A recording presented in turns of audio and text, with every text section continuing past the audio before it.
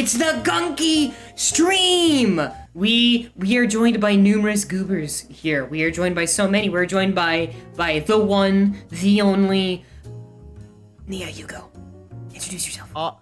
Hello everyone. I am Neapolitan Rhyme, your number one lady, stupidest but sweetest ice cream lion. I'm a variety streamer that also plays a variety of different games and activities such as chatting, karaoke, and ASMR. Tasty treat lion. Yes, I'm a very tasty treat. And is Nico back? Nico, are you here? Calling Nico. Hi, this is Nico. Hi, Nico. Oh my god, is that the Nico Mew? Oh my god, Nico Mew? This Oh my is god. the Hey, Nico Mew. big fan, by the way. Big fan. Variety streamer, monster hunter, and Naraka blade point extraordinaire. Yo. Seriously. I get on Twitch and I see this girl streaming Monster Hunter, and the things she does to those poor creatures, it's tragic. It's sad, honestly. It's hot. It's kind of funny, actually. It's really funny. It's kind of a funny prank. You guys are all watered up, by the way. Yeah. Get hydrated. Get yourself a snack. This is D&D's kind of a commitment. I'm gonna be honest. D&D's kind of a commitment. It's kind of a. Snack? You mean the one to my left? I'll help myself. Oh. Well, we'll get into introducing characters very soon once the third goober, the legendary goober, enters. In the meantime, I've got a question for you two. Yes. Yes. So, I've been thinking about this a lot lately, and everyone talks about, like, if you go back in time, what time period do you go back into, right? But I wanna raise you one.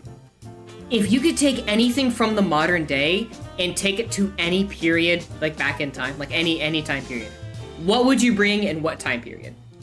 I would bring a Monster Energy drink to the medieval period so I can give it to a Victorian era child and I watch them work to death. Goober! Hi. Hi, Kai. Hi. Grace with their presence. The third Oh my goober. God. Today we're playing Dungeons and Dragons. Yeah. We're playing Dungeons and Dragons. We're joined by Neapolitan Rime? I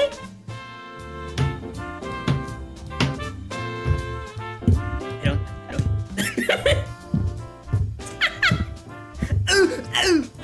Stream's over. No, please! Back it up. No, she's gone! Left. That's how you lose a woman, chat. You forget to cherish her. I miss her every day. No. Dame. Oh, she's back. Hi. Hi. Yes, she's back. Raza, hello. Welcome to the Stream Raiders. Welcome. Yeah, we're playing D&D today. We got Nico. Hi, Nico. Hi. And we got Kai. Hi, Kai. Oh wait. We Dad. were yapping earlier before you joined. We were talking about if you could bring one thing to any one time period, what time period would you go to, and what would you bring? Oh, that's a bad question. I would bring like a 3DS to like the Victorian era, so I could see their head explode. We have almost the same answer. Why do you guys want to kill Victorian era people? What's with the Victorian era? Yeah, I said I would go to the Victorian era to bring a monster so I could watch a kid's head explode. Just bring back energy drinks and watch coal just like all coal from the earth disappear. Just or children die out, become extinct. Or both. Or but two in one combo, baby. 2 in 1 deal. Yeah. No more children and like no more coal. Yeah. I got one. Oh, you got one? Got one? Go ahead and Yeah, I yap. got one. Yap, sister. Like handshake, kinda. We have like similar things in mind, similar goals. So here's what I have in mind right now. Okay, go to Amazon.com and you type in the Yuri coloring book. Oh my god. And so that book in specific, made 3 years ago. Absolute masterpiece. I would go back to the 1920s or whenever the printing press started becoming a thing, and I will bring them that source material right in the streets of New York and have them start printing that kind of art and change the rest of comic art for everybody. Like, all of the newspapers are just gonna have like the Yuri coloring book art style. We will revolutionize the world with Yuri. Yes. Exactly. It happened too late when Signalis was released. Now we got to go back and make it happen earlier. Yeah, we have to go back in time to make Doomed Yuri. Make Doomed Yuri. Signalis is so cool. I wish lesbians were real. I have a very kind of similar. I have a very similar kind of concept. Who? Smiles. I have a very similar kind of concept of bringing something back to the olden days to like improve upon it. I'm going to bring non-walkable infrastructure to the medieval era. No. Non-walkable infrastructure? Yeah. We already have too much of that. It's so bad. Yeah, baby. Non-walkable infrastructure. I'm gonna go back to the olden days when they had like carriages, horses, and like dying of the ripe old age of 23. And bring them non-walkable infrastructure. Like non-walkable infrastructure? Yeah, like you ever been to like a city? Like yeah. Ever? Okay, you know how it's fucking impossible to walk around? Oh. I see. Yeah. Okay. That's what I would do. I get it now. That sounds like ass. Yeah. Well, the thing that is much more mischievous. That's the thing, right? Is you bring it back and they'll go, this sucks. Let's not do this more in the future.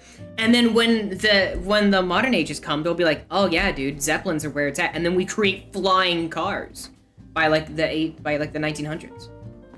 Yeah, I'm just saying I would bring monsters, so like production of stuff would increase by tenfold, but everyone would die of like heart disease by like 26. Oh yeah. I feel a little bit differently. I'm not doing it to increase production of anything. I just think it would be really funny. I'm just saying it morally, so like the FBI doesn't get on my ass. No, I didn't get on my ass. My morals. I'll get on your ass. Okay. My plans is purely like immorally, is pure evil. I want there to be pure evil and suffering all the time.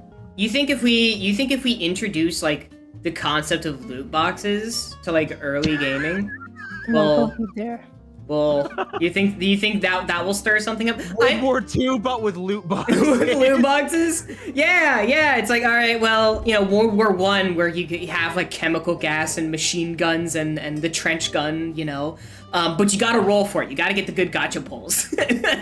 God. No, what do you mean? I played Call of Duty World at War. They had the loot boxes back in the day. Yeah. Oh yeah, that's true. Yeah, they always had that.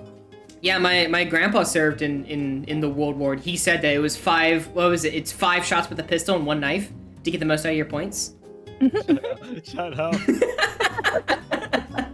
It's not the zombies tech. I mean, wasn't it true though? See, even Kai knows about it. In kind of yeah. It was a meta in World War II. Like, well, come on, they actually did that.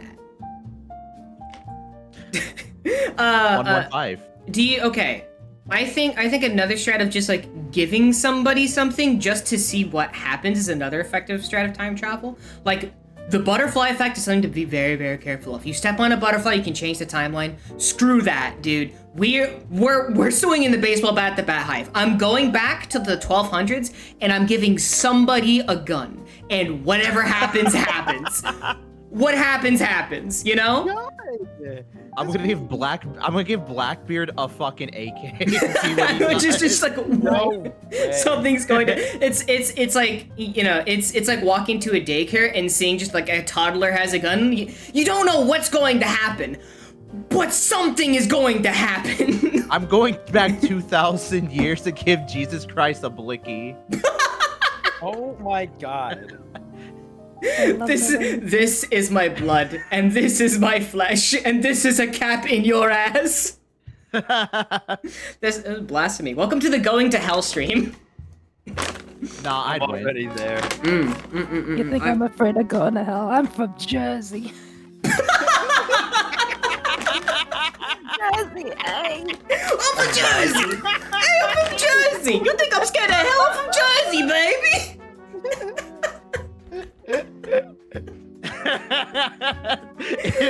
was just so out of left field. Do you think I'm scared? Listen. Do you think Jason would like Doom? Dude, I think Jason would love the Doom franchise.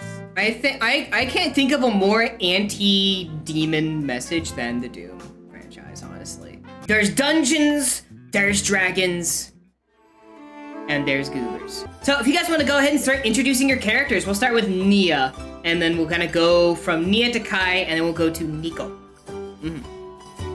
All right, my character, his name is Teresa. She is a reborn sorcerer. She was murdered in cold blood by assassins that murdered her and her family. And now some mysterious fog has brought her back, and now she just lives wherever she likes, really. Fancy homelessness, really. Luxury homelessness, you'll say. Luxury homelessness, because she loves cute things. So she decorates her little hobo house with like cute decor. You said your character's name was Teresa? Yes. Teresa. Okay. A reborn sorceress. Yes. Okay. Shadow sorceress. The shadow sorceress. Alright, Kai, Damn it. your turn. Introduce your character. My character's name is Keiko. I am like I said, a pink tabaxi. I am a small cat. I am very tiny. Maybe only like, I don't know, a couple feet tall, more or less. Just speak up a little bit more. Oh, am I not talking? I got a new mic. You might want to raise it. You're at 200% and maxed out on my OBS. I see. I know you're tired. I know you're very EP. I get you. Okay, well. Anyway, I'll say it again, but louder. Project that diaphragm, girl. Get it. Yeah, pink tabaxi named Keiko. I am a monk, so doing that standard, I guess, kind of like monk thing, you know, traveling around and learning about the different elements is what I've been doing. Then, you know, this whole fog, all this and that, kind of just trying to find my way around while also trying to complete my goal, although it's been a bit hard. She tries her best. I've also realized that we've kind of based the characters around the Umbral fog, and I haven't explained what that is yet. But we'll explain what that is after Niko introduces her character. Niko, hi. Okay, Gunked, play my Heaven's Word OST.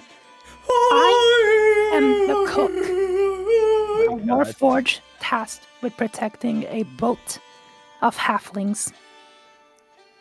Which ones, you would ask? The ones from the Midget Monastery. They are a special group of monks that travel around the world in search of delicious fish. One day. Not the Short King Fishery. Yeah, the Short King Fishery. Unfortunately, because like any other living being, they can breathe. And so, when the fog rolled around, the only one left on that boat was me, the cook. And with nothing else left to go, no one else to go back to, I am now on this journey with you all. Yes.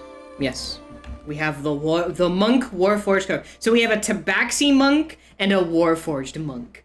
Monkey.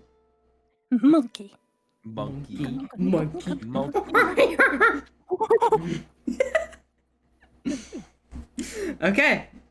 That is our gang. And hi, I'm Gunked. I'm the DM. I'm the GM. Say hi. Hello. Hi. It's me.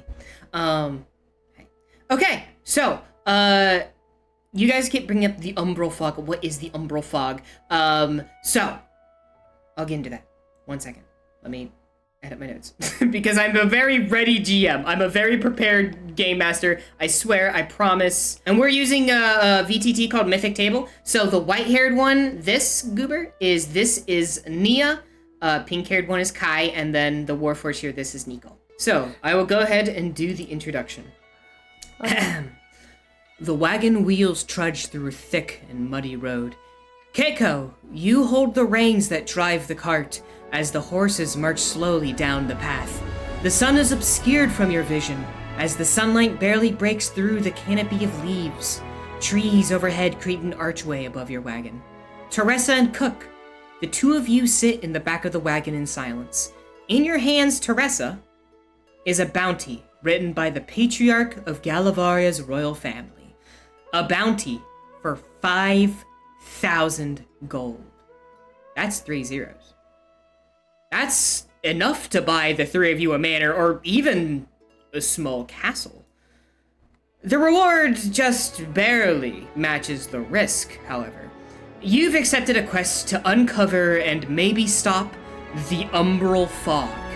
Every 5 years, a black mist spreads across the land, rotting all things from the inside out. Your first lead to stopping this are the ancient beasts, metallic superstructures that were left behind by another civilization many, many years ago. Your quest is to delve into the carcass of one of these beasts and maybe uncover a way to stop the Umbral fog. As the wagon reaches the end of the trail, the archway of trees comes to a stop. You are no longer shielded by the sun. As its blinding rays assail you, you move your arm in front of your view as your eyes adjust. Everybody, make perception checks.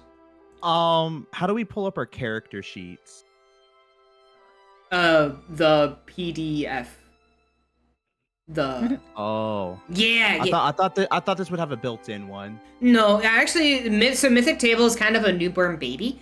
Like even this is very pre-alpha, so it doesn't have a built-in character collection thing yet. Okay. Yet. It does have a dice roller. If you guys see in the top right, there's a chat where you can roll dice. In the bottom left, there's also options. Let me do this. And you said a perception check? Yes, go ahead and roll for perception. So Nico. Yeah, just in case you might not know who I am on there, I am obese alcoholic cough. But let me go roll. Oh, I thought it would do that. There we go. Yes. Yes. I look like a fool. For some I saw that name and I just saw Oi and I was like, that's definitely Nico. Yeah. for some reason. I got a 7. Oh, the crit, the Teresa crit, let's go. Yo, that's the Okay, only Rig. crit I'm getting for the night, baby. Yeah! I wasted it Rig, on my first roll. Actually, Rig, though, you got that on the first roll? I was like, yeah, You that's weighting like, your dice? yeah, come on. You putting your dice in the oven? Come on, what the hell? What the gunk? Come on. Oh, look, I rolled. Hey, guys, look, I see something. Look at that. Yo, crazy. Okay, and Nico, I don't have your character sheet up right now. If you have a perception modifier in your skills tab, in your skills, there should be a perception skill, which will give you a modifier. Do you have one? I don't have your character sheet open. Yeah, I do. It's a +2. +2? Okay, so that's a dirty 20, nat 20 from Teresa, and a 7 from Kai. Yeah, if it matters, it's a 23. Okay. You guys see what once was rolling hills and expansive fields. Your vision gives way to an arid canyon. Ignore all the green. I forgot I wrote this and made the map very green. Several dead trees litter around the patches of golden brown grass. Far from you, you can see the expansive Gala Canyon. And laying inside of it is one of the great beasts. Its metal hump back sticks out from the canyon edge. Close to you, however, is a peculiar sight. What seems to be a wooden counter, a makeshift shopping stand. Sitting on the wooden chair is a human man. You can make out his handlebar mustache from underneath his straw hat, which lays crooked on his head. He leans back in his chair, rocking to and fro.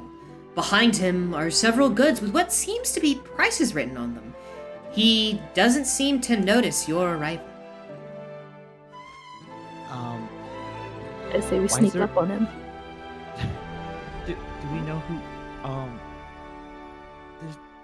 There's just a man there. Is this a popular place to like travel to and from? Like, he's just right. I know like lemonade stands are a thing, but like, Why is he selling lemonade out here? Oh I yeah. don't know. And Nia, with your nat 20, I can say, you can see the goods that are kind of hidden from where you are on the wagon. You can see the goods. He has what seems to be like a slingshot, a case of some potions, and some weird like red rectangle. You can't really make out the details from there, but you can see his goods. He's definitely some kind of maybe an exotics, like an antique shop. Guys, I don't think this is a lemonade stand. No, I don't think so. We should ask if he has lemonade.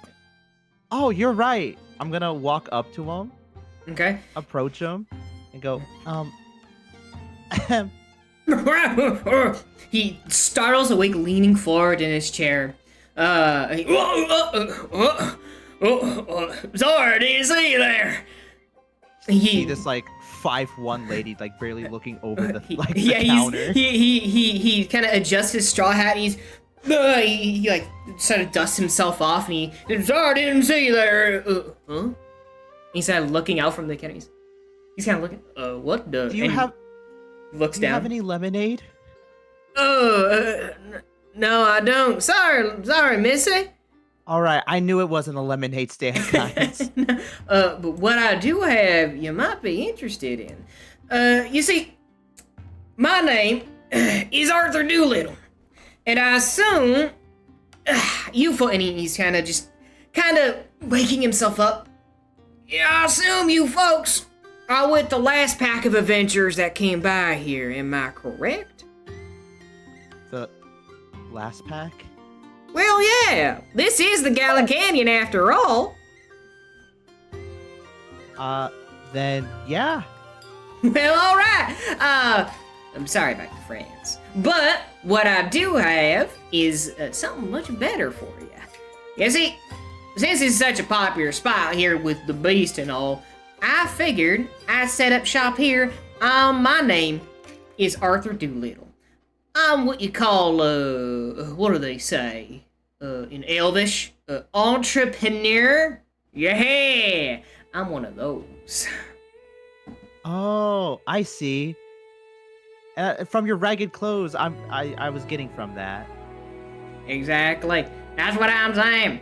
Now, if you really plan on heading down into that there beast, I suggest you stock up on some supplies and, well, fancy that. Just so happened that the best store this side of the Gala Canyon's open for business. Yeah, I got some of the best wares at the fairest prices. Oh, take a gander if you please. He motions his arm to the rest of, sort of the rest of the stand. And oddly enough, despite his very rehearsed and scripted talk, he doesn't have that many goods available. On the left side of the stand, you see that there is a sort of carton. There's a small box with potions or some kind of bottles with reddish liquid in them. You recognize them to be potions. Next to that is a slingshot. It's carved wooden frame in a Y shape with some sort of cloth or linen wrapped around it to make a kind of projectile weapon. It's got a small knapsack next to it. And next to that is a small red rectangle. Oh, is the rectangle pretty? It's definitely old, but it does kind of have a shine to it. Ooh, how much for the rectangle? Huh? Oh, that old thing? You got a nice eye. Well, you see, for this thing, the old pack of adventurers came through here, and he sold it to me for some rations. Now, I think it might be some kind of tool that the ancient ones used to tame the beast, so I don't know. It's kind of valuable, but if you're interested, I'd be willing to part with it for, say, 100 gold pieces.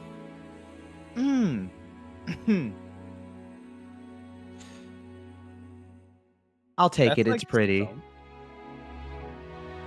Okay. Part with 100 gold pieces. Add red rectangle to your inventory. And while you're at that, also make a perception check. Oh man, apparently I'm good at that. Yeah. It would seem, yes. That's a non-nat 20. Damn. Girl can see all.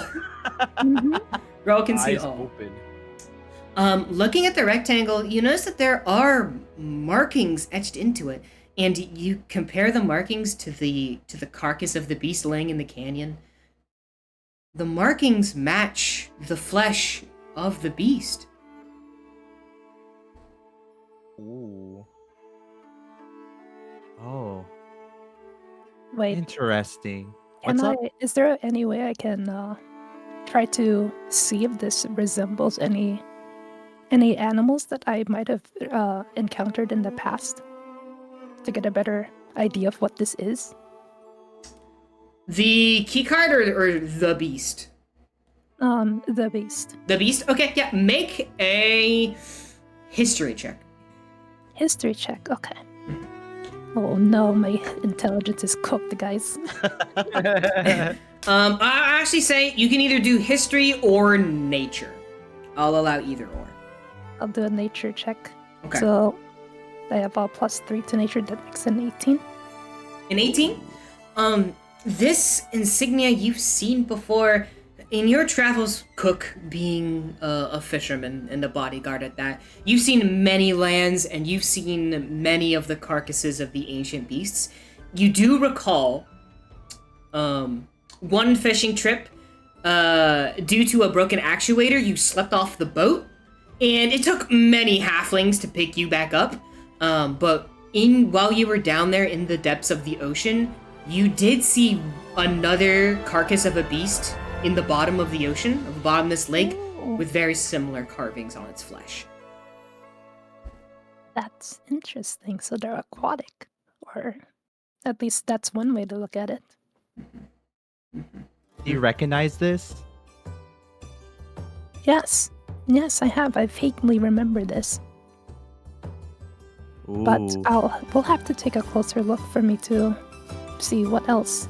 And also, shopkeeper, did you not say that you had potions in stock? Give us some of your strongest potions. Potion No. seller. I mean it, because I don't know why you guys are here trying to look for shiny rectangles when we were here. To go pick up some potions for our comrades that went ahead of us. It was pretty. No, you just don't understand. And we already don't have enough gold right now. That's why I have to ask a shopkeeper. Due to our more concerning circumstances that my dear companions have failed to mention, would you be able to give us a little mercy and a bit of a discount there for those potions? Go ahead and roll persuasion.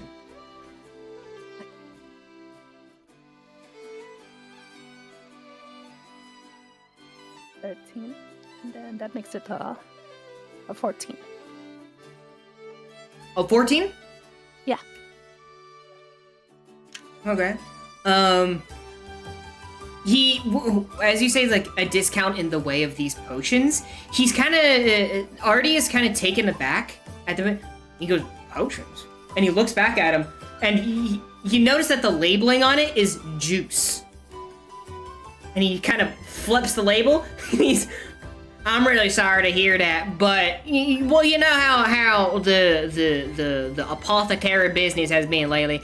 I really can't spare for a discount for potions. You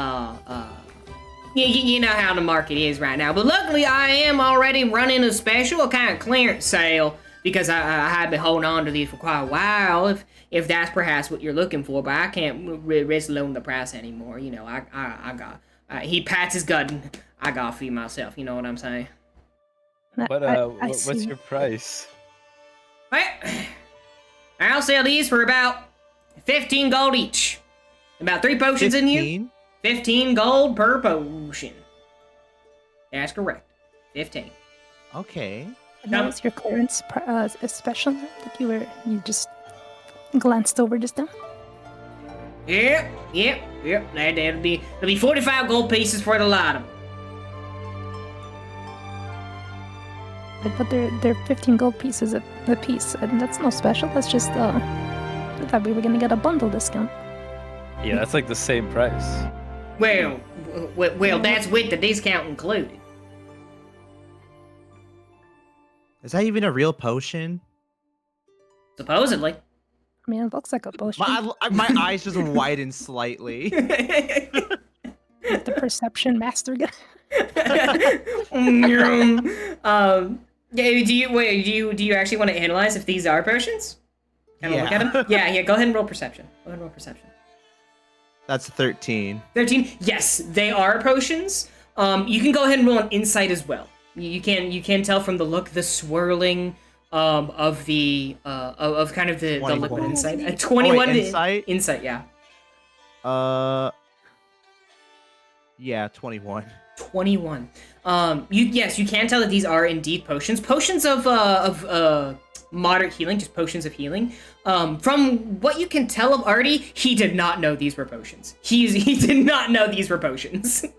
And you could easily tell that in his mannerisms. He was fully ready to sell these as like apple juice. I look at him, I'm like, I'm so sorry. I don't think those are potions. What? Look. Well, from the looks of it, it's juice. What kind of business are you running here? What? Yeah. Why are you even out here? Where is this? Just a guy has no clue where she is. Just genuinely, just like pops up. Where am I? I don't know where I am. Who am I? All I know is that I must kill. Oh. Oh. No, you hold on there. Your Warforged friend's the one that pointed out that these were potions, and I myself, as an apothecary, do agree that, to some extent, that these are of apothecary design. And with a smile, I like, but from your mannerisms, it seems that you didn't even know these were potions.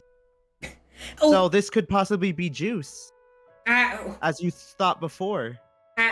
Wait. It'd be kind of rude to sell such fine juice at such a price. Listen, I'm with the sorcerer here. Neither you or I look like the sort of type that would know a potion or a juice bottle from one apart. Let's be honest here, my friend. Yeah, everyone It says juice right on it. It does? Yeah. Literally, like, you just flipped the sign. Yeah, you didn't even try to hide it. What? Yeah. I'm on the way down here and I saw it. Kai's still on the wagon, just like across the shouting from like 40 feet away. How's about 10 gold? 10 For gold? juice. For juice? Seems pretty steep, but I guess that's the best we can do. No, that's a joke, right? You're looking at the value of a potion versus some run-of-the-mill juice, and you're expecting to pay 10 gold a piece for that? I don't even know what kind of juice it is. I could be allergic to it. Yes, do you have the ingredients on the back of the bottle? Fine, let me check. And he takes one of the bottles. And it's very like a swirling mixture. Make perception checks. All of us? Yeah, go ahead. Everybody make perception checks. 11. Like 8. 11, 8, 10. 10. Okay. You guys can see as he takes the bottle and he's looking around for ingredients. There's the contents inside the potions I read, but you do see that there is a kind of a crimson red smear on the side of the potion. On the side of the bottle? On the side, outside, on the side of the bottle. Ooh. Excuse me, sir, may I please see that bottle? Well, how you been haggling? I'm not so sure if I should. Please, you can trust me. I'm Even very none of your delicate. business. I'm not too sure if we should even. What kind of word we should be spreading about your business here? Don't be acting this way now. Acting as the fool is what you are. Every time You're in no Nico position to be Nico walks into a putting us shop, like it's like a combat music starts. Boss music. Nia's out here like, oh, maybe. And Nuka comes out like, no, what the hell are you talking about? What the hell are you talking about? What the hell is this? Actually Hey. from Jersey. Actually, what the hell are you talking about? The robot's actually from From Jersey. What the hell? Hey. Born I'm floating here. of wood and metal, forged from the uncaring coldness of the universe in an unforgiving land, New Jersey. Yeah, he's holding the potion, and he looks at it, take a quick glance. And he's kind of holding it over the counter for you to kind of look at. It seems pretty messy, don't you think? A little dirty bottle we have here. I ain't so sure about that. So you're peddling us fake goods, expired bottles, and now you expected us to pay near full price for the things? Yeah, you don't want them, y'all ain't gotta buy them. It's just what's available. 5 gold. And I smile at him. 8. 7. He squints. I'm smiling at him. You got yourself a deal. 7 gold a pop. Alright, what's 7 times 3? Wait, I'm just kidding. just like a Pokemon battle transition. Ding, ding, ding. Objection. Okay. I'll buy it. Okay. All right. Are you buying the lot or just one? I'm buying all 3. Okay. Okay. All right. That's Excellent. 7 times 3 is 18. No. Yes. It'll be- No. 21. Yeah, 21. I knew that. That was a test. You guys passed. Good job. I'm proud of you girls. Yay. Good work. Yippee. Good work. Now I just gotta do my math in my head for more. Okay. Yeah. I'm gonna hand a health potion to each of you. Okay.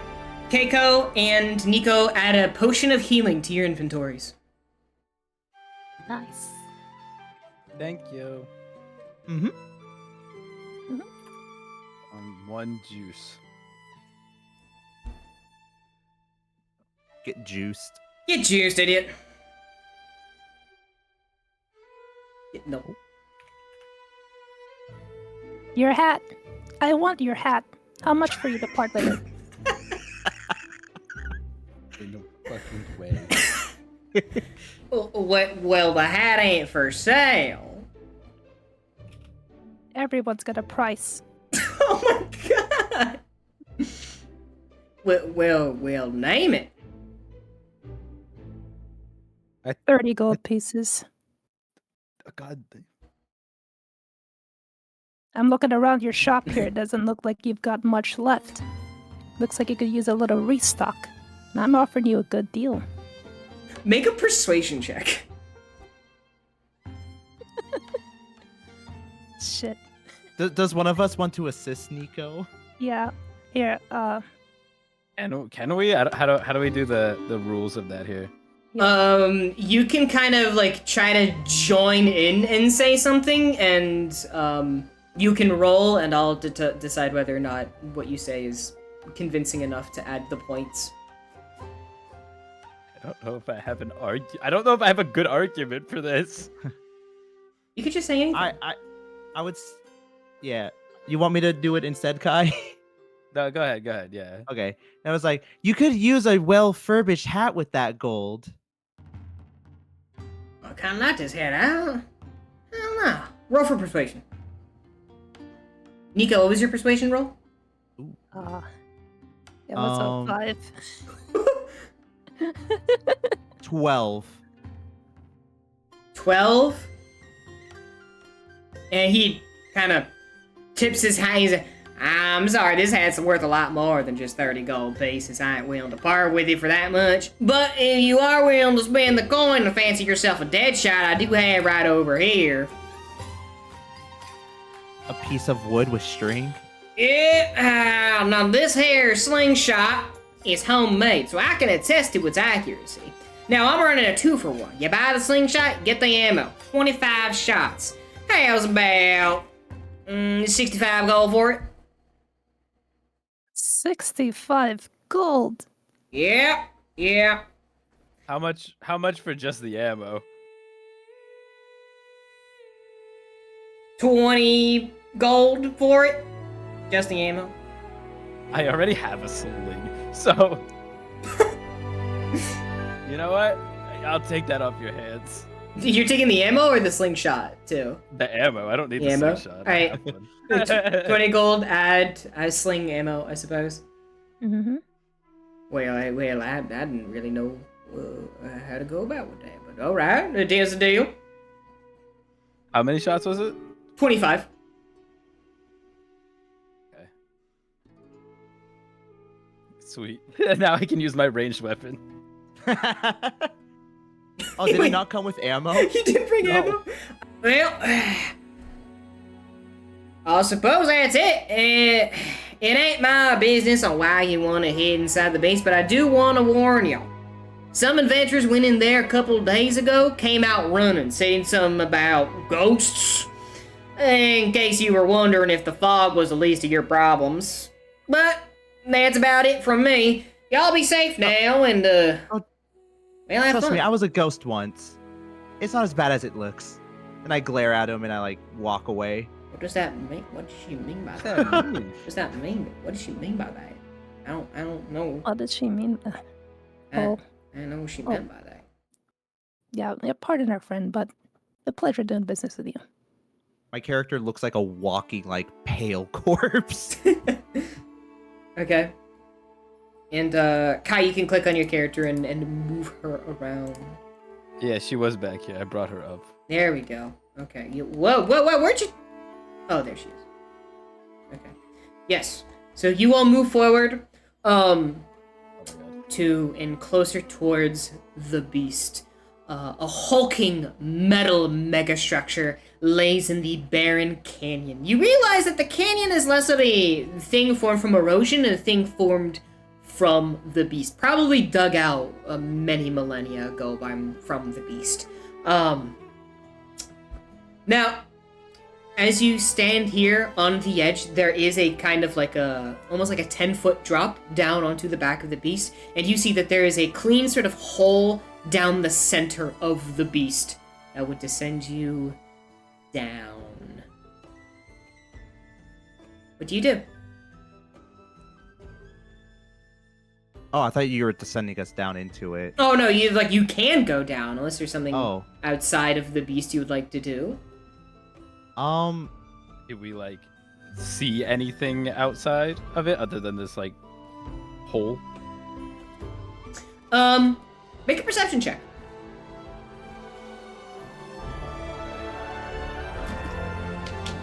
Is it not rolling in the thing? Let me refresh the site. Uh-oh. Unless you're seeing my rolls. Okay, I rolled a Yeah. 16 then a 1, but sorry, this was the first I one. was like, I got that. I was like, 18. An 18? That one doesn't count. It's an omen. My It's page is frozen. a terrible No, you're omen. good. First nat Oh, one of the okay, night, check baby. still in the carriage. Okay. Yes, glancing around the carcass of the beast, you do see several of these wire organs and these skeletal metal frames that litter around the ground. There is towards the back of the beast, there's this kind of large hill, this incline of sand, and dripping down it is what's known as the Umbral essence, which is this thick kind of, how would you describe expired milk? Is it like choppy, chunky? Chunky. Chunky? This thick, Donkey? chunky black Oh. slop, which is kind of emanating from the back of the beast down the hill of sand. On the side of the beast, there's several sort of runes and markings etched into it. Some of them newer than most. Others are very, very old, but they're written in a language you don't understand. Wait, do you speak Celestial? I do not. No? No. Okay, then it's written in a language you don't understand. Nico, do you speak Celestial? Nope. Okay, cool. I speak Esperanto. Huh? Wee wee. I was helping Nico make her character, and I was like, okay, you know another language, what would it be? And without missing a beat, she just goes Spanish. And I'm like, that's not a thing. And then she said, what is it, Esperanto? Whatever you said. Esperanto. Esperanto. And I was like, okay, you know what? Sure. Why not at this point? Okay. Esperanto. Okay, yeah, there is a large just pit in the center of the beast. You guys can kind of glance down the dark hole. Everybody roll perception checks. Okay, that was a 7 for me. 7? No, wait, no, that was a 4. Wait, what? Wait, why is Nia named Cook? Why am I named Cook? Wait, hold My on. bad, that's my bad.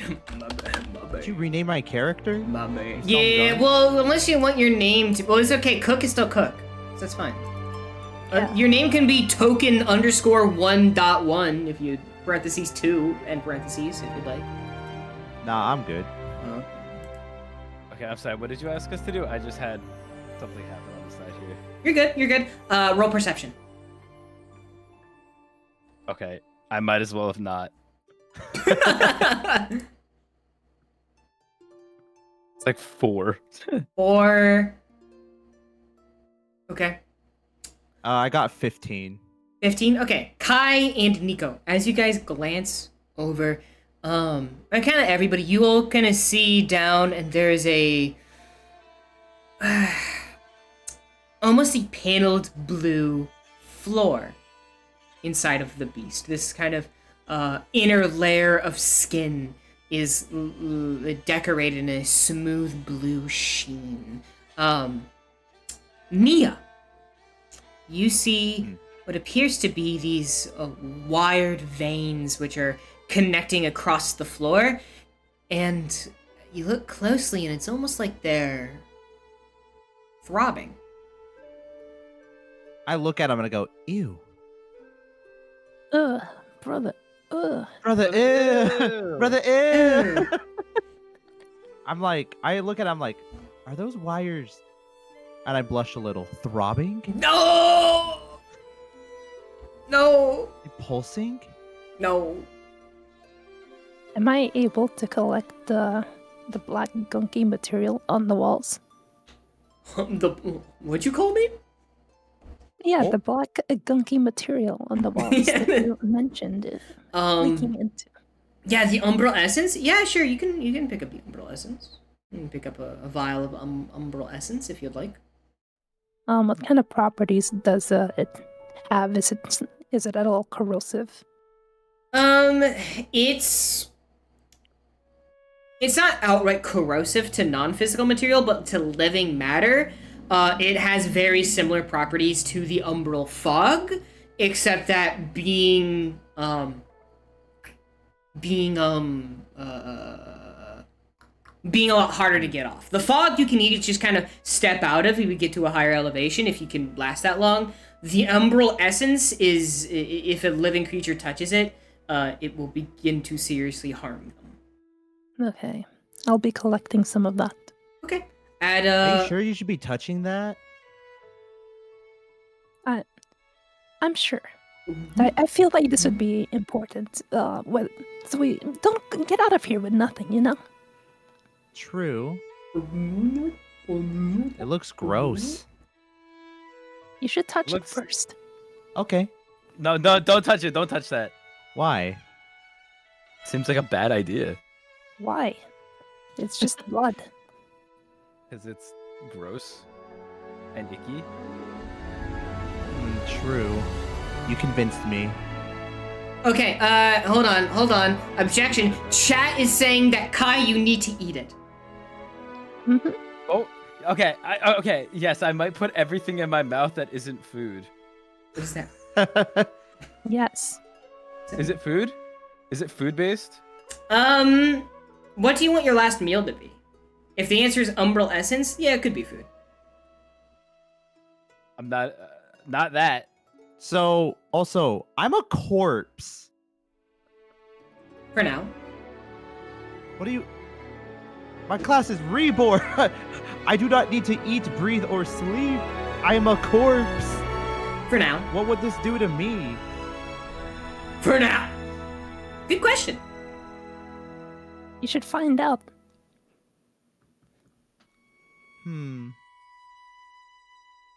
What you doing? You know what? Eat it. I'm not eating it. You eat it. I'll poke it. I want to see what happens if it reacts to a corpse, and I put my finger in it. Okay.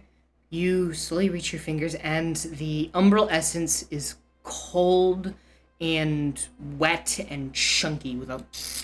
Your finger kind of pulses to the inside, but as your skin makes contact, underneath your pale flesh, the black veins inside your skin begin to undulate, begin to throb. As that coldness begins almost like a tickling feeling, like a little tickling, little bunch of little needles that begin stabbing into your finger, like a painful but warm embrace. A burning finger ascends up your index, up your hand, and the sensation kind of ends at your forearm. This is the first time you've felt warm since you've died. I'm gonna like back up, like fall to like on my butt and just like look, and I'm like, and just look at like what's happening to my arm. Like, is there any like visual, or is it all happening like under my skin? You look and you can see just like your fingers swollen and black. And Are I'm like, you alright? I haven't felt warm in so long. I haven't felt blood rush through my body in God knows how long. Is that a good thing? I don't know. Oh, okay. Yes. I don't know. I've been dead for like 14 years. And you're saying Probably this even more. substance makes you feel alive. Yeah, I feel warm. You should like put it in your mouth. My head just slowly turns to you, just like. I have to agree with. Yeah, I have to agree. I'm not gonna eat it. It's warm from all the love. You don't have to eat it. You can just Place it on put your some of it tongue. in your mouth. Yeah. My finger hurts right now. It hurts. I thought it would just This is felt the warm. first time I felt pain. Is it Yeah, it's a warm or does it warm hurt? pain. It feels like I have a million needles going into my finger, and it's bringing a warm sensation to my arm. So you're saying it's spicy. It's spicy. Oh, it's just spicy. That's not even like scary. For one, even when I was alive, I wasn't good with spices. Do not I put drank her one ass in hot spicy ones. dwarven mead, and I was out. Listen, if you're willing to hear me out, I was a cook and in a fishing boat. That's why they call me the cook. If you'd like, I'm willing to make you a meal with some of this beast blood. I don't want to ingest any kind of blood. I'm not a vampire. You look quite adjacent to one. Okay, yeah, fair point. Did you just get profiled, dude? Yeah, yep. Here we are back at D&D racism. Woo! Yeah, baby! Racially profiled for being dead. Woo! We just need a half orc and the implications. Yes, I was like, you know not all dead things crave flesh and blood and brains, right? No. No, that's not true. What do you mean? I have a lot of undead friends, all right? And let me tell you. Let me tell you, I only have dead friends. I only have dead friends, okay? I miss them every day. The car accident was my fault. Oh. I killed them. Is your character's name Teresa? Yeah. Teresa, right? Okay. Are you saying this in character? Yeah. Okay, I'm just making sure. That's all. I'm gonna wipe it on, like, wipe the ooze on the floor. Just Okay. As you wipe it on the grass, you can hear as the grass wilts and dies around it. Now you're killing the grass too? that's kind of the grass's fault for being there. I don't. I want to take out my handkerchief and just like wipe it off my finger. I don't Okay. lick my paws. What do you think of the handkerchief? I'm so sorry, Kai. I just see your character as a palico. It basically looks. She basically looks like a palico, but like more cat than palico. You know what I mean? She don't got that hunched back that all the palicos Yeah. have. The gamer back, the gamer posture. Yeah, she doesn't have a gamer posture. Anyways. Okay. So, the essence. Yes. Do you now delve into the beast? Yeah. Can we We like do. see into it? Yeah, you can see into it. Does it go like? It's just a hole, right? It's just a hole. Yeah, it's just a hole. Can we see the bottom? Yeah, it's only about a 15, 20 foot, closer to 15-foot drop. Okay. And I'm assuming it's daytime right now, no? Yeah, it's daytime. Okay. I didn't know how deep it went. Yeah, Um. not that big of a drop. If you have some rope, you could probably climb down. I will climb down with a rope because I'm tiny. Okay. So jumping would hurt. You take your hempen rope and you tie it around sort of one of the pointy edges of the hole, and then the rope descends down cleanly to the bottom. I will climb down. I will start climbing down. Okay. I will follow suit with them. Rope. I will wait here at the top and see if their voices become No, quiet you and are we can coming move. down with us. You are coming down with us. This is a I'm sorry. 3-person job, and you are the 3rd person. I'm sorry to raise my voice, but you are getting your butt down here. Well, I am the one next to the rock that you have your rope strung around, so please go on. Nope, I climb back up.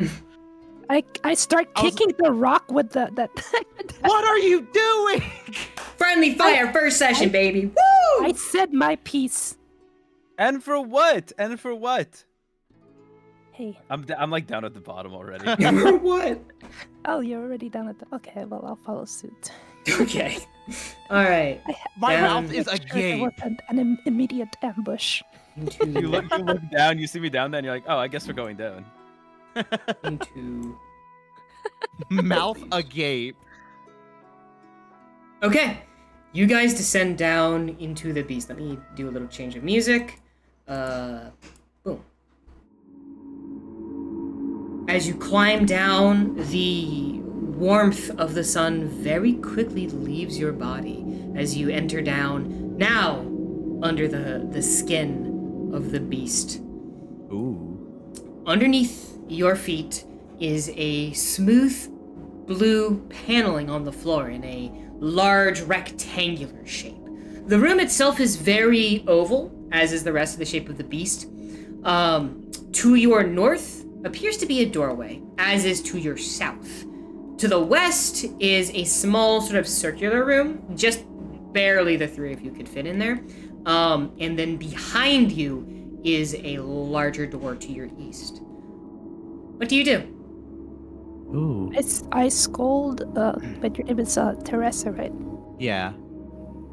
Wait, I don't scold you yet. I have to make sure that shiny rock that you bought. Was it a blue square? It was a red one. A red one. Okay. Well, keep that close to you because if that had been blue, I might have had a problem there. Oh. Okay. I kind of Wait. just look at you and just like take a step back. Anyway. What? Oh. Where should we go? I mean, there's an open area over to over here, and like point towards the circular thing. Okay. I was like, should we check out what that is? Yeah, we could check it out. Might as well. Sure. Okay. Right, you two go ahead. Okay, so what's up with that? So what's You're up? already dead. Yes, but I'm still fragile. So you're trying to get. I'm I'm gonna turn to Cook and be like, you see, she's trying to get us to be like her. She's trying to kill us. What are you talking? Yeah, that's what I'm thinking. You know, Guys, this isn't the hit game Among Us, please. I am sincerely appalled. I was at the top there, worrying for my own safety, as she was descending down into this cavern, and the thing she says is to immediately accuse me of not getting myself into danger as well. Do you not find this strange? I'm starting to have second doubts here. If a goblin runs up at me, there is nothing I can do. I am a sorcerer. Hit it with the magic. Yes. I never said I was good at it. Why are you here? I need money. Honestly, Fair that's enough. That's kind of Fair enough. Your voices and arguing echo out through the large, cold expanse of the beast's carcass. Are there any signs of the other adventurers that have been down here? Make a perception check. Okay, 21. 21? Ooh. Looking around, you can see towards the, towards the center of the room, there appears to be a boot on the ground. A weathered boot. It has mud and tracked dirt on it, but this boot was put here recently. This appears to be the adventurers that Arthur mentioned, who saw ghosts. Oh. No signs of a struggle or anything like that? Just a singular boot on the ground. Interesting. Well, I'd say we press on then to... how about that room to the west? That's a good idea. We should go look at that. Okay. I just give you guys the blankest stare as we walk to it. Okay. Right. Okay. As you three approach the... I'm just gonna scoot you. I'm gonna grab you and just scoot you. Grab you up by, like, the scruff of the neck, like a cat. You approach the small circular room, and it's a very tight squeeze with all three of you, but... I'm very small, so... I'm actually small size, so. Oh. Well, yeah, so we can just like do something like this. A semi-inconvenient... Did you just get inside of her? Not on stream, come on! No. So, the small circular room has a, what appears to be, like, strange runes carved into one bit of the flesh. One of the runes depicts an arrow pointing up, and another rune depicts an arrow pointing down. I punched the rune. Oh my god! You full force, boom! The metal fist makes contact with the metal flesh. As you do, nothing happens. There's these cyst-like growths, these bumps, I guess you could say, above these runes. They're sort of in the middle of them. Ew. How Are they dark is still- it down here, by the way?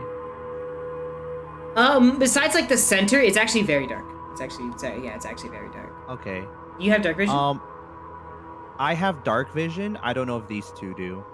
There's enough ambient light that you don't really need I dark do. vision, let's be real. You have dark Okay. vision. I don't know if Warforged come with dark vision, Nico. No. No dark vision? I I feel like they should. I take Yeah, out my I thought that dagger would've and I cast a light on it for a Warforged friend, and I hand her Oh, the knife. I have a glowing knife now. Tell me what you have! A knife! No! No. Okay. It Seems whatever this room is for, it's no use of you right now. You said that there were cysts on the wall. Are they solid enough to grab onto? They are just small enough to kind of press. Just enough to press. Oh, okay, I see.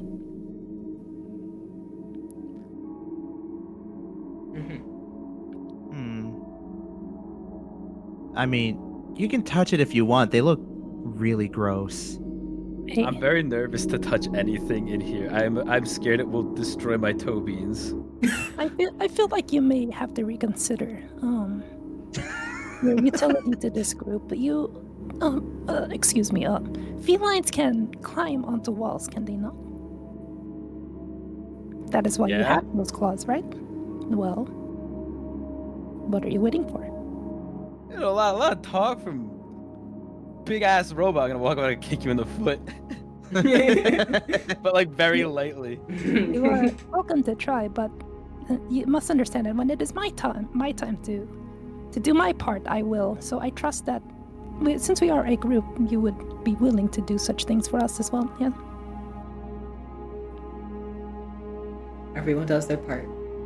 Just gonna I'm awestruck about how quickly Cook has flipped on a dime. I'ma just walk out. No, you get head back up. in here. No, you get back in here. Why? 'Cause I said No, so. no, yeah, get back in here. We are in this together, are we How not? far is this? Is what? Whatever's on the wall here that is interactable. The cyst? Yeah. It's I'm just- trying to see if it's I just can like- change it. It's just on the wall, yeah. It's just Oh, next to you. Yeah, it's just on the wall. all right. I'll poke it. Okay. Very unwanting to with one of my nails or something. You reach out with your finger, and it's smooth but hard to the touch as you press it with a click. Nothing. Your finger lets Didn't go. do nothing. It did click though. That's disgusting. Well, yeah, I'm the one that touches. I'm rubbing my paw on my pants. I hand you a handkerchief. Wait, Is this the same no, one don't you touch used? that. No, I have rich people have an infinite supply of Thanks, handkerchiefs. no, the corpse The shows one- its true colors. All nobles are trained by a private school of clowns to infinitely pull out handkerchiefs at any Yeah, given moment. this one's Yeah. pink. Okay. Now you should now tell me. Would you say you are more at home or less at home being inside a dead thing? I would say less at home. My home is filled with cute trinkets, plushies, really nice pillows, nice furniture. This is quite the opposite. This is smelly, gross, smelly.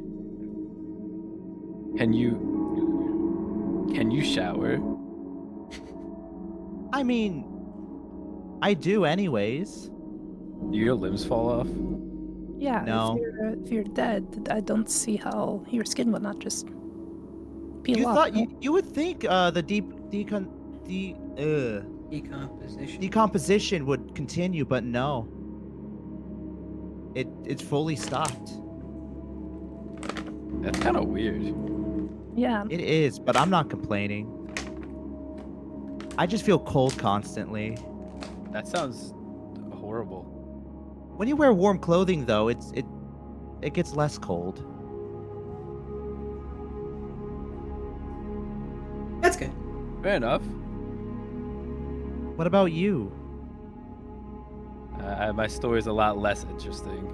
I very simply have just been learning how to harness different elements through, I would say training, meditation kind of thing, attuning myself to them throughout the land here. I'm really just your run-of-the-mill adventurer doing their little path, their little Oh. goal, my own trek with its own hardships and stuff. But man, I'm broke, so kind of need the cash Mhm. to I get see. to continue my travels here. A path much like my own. I can respect that. And also being broke as shit. So we have goal in I am also what you call now broke as shit. Very well. I don't believe there's anything else in this room. Yeah, I don't Yeah. think so. I was gonna head up to see what that door leads. Okay. Yeah, we might as well. Just like a boop, boop, boop, boop. You know? There's this kind of hardened carapace in the way, with a split down the middle. As you approach, the carapace splits in two and opens. The thing lives. How could it still act in its death?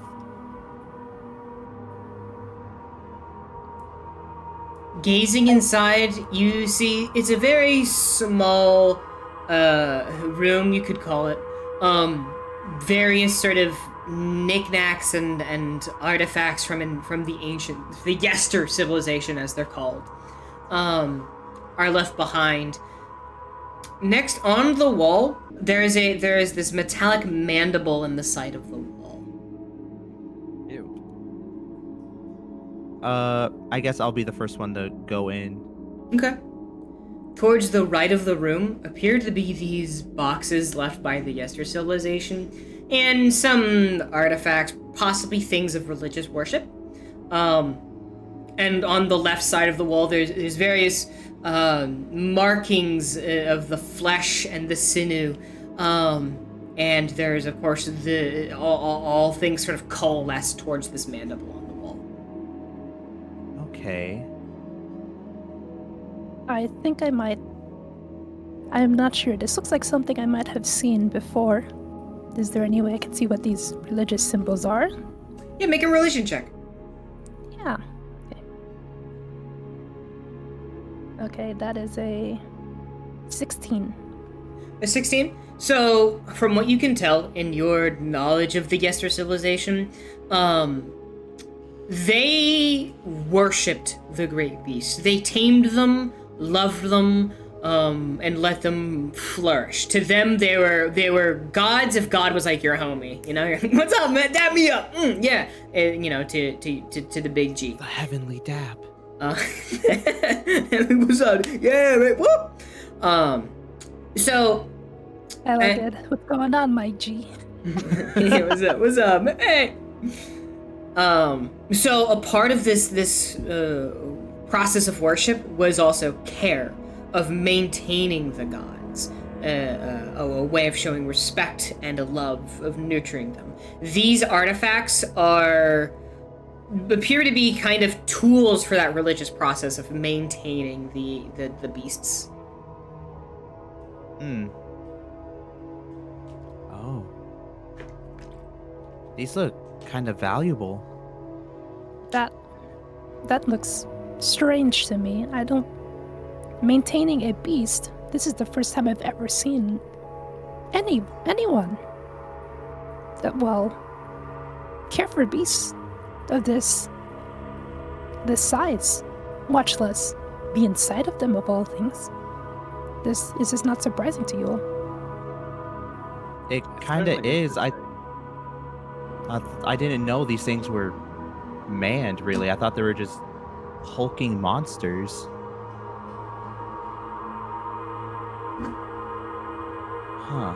Well, do you think we should take these tools? It might be valuable. I've say the least. already taken such liberties, but we may share them. All right. What can we put in our inventory?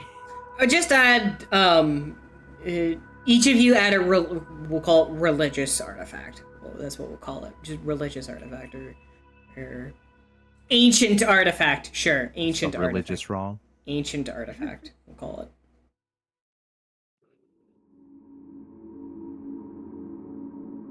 I grab onto the mandible-looking structure and I pull on it. Okay, yeah, as you grab the mandible, you do feel that there's a little give, and as you do, there is a heavy then that emanates around the flesh. The wires and sinew begin to glow this blackish color as they connect up, and this black eventually turns into this blue coloring. And this sinew all coalesces and combines as it reaches up into the ceiling.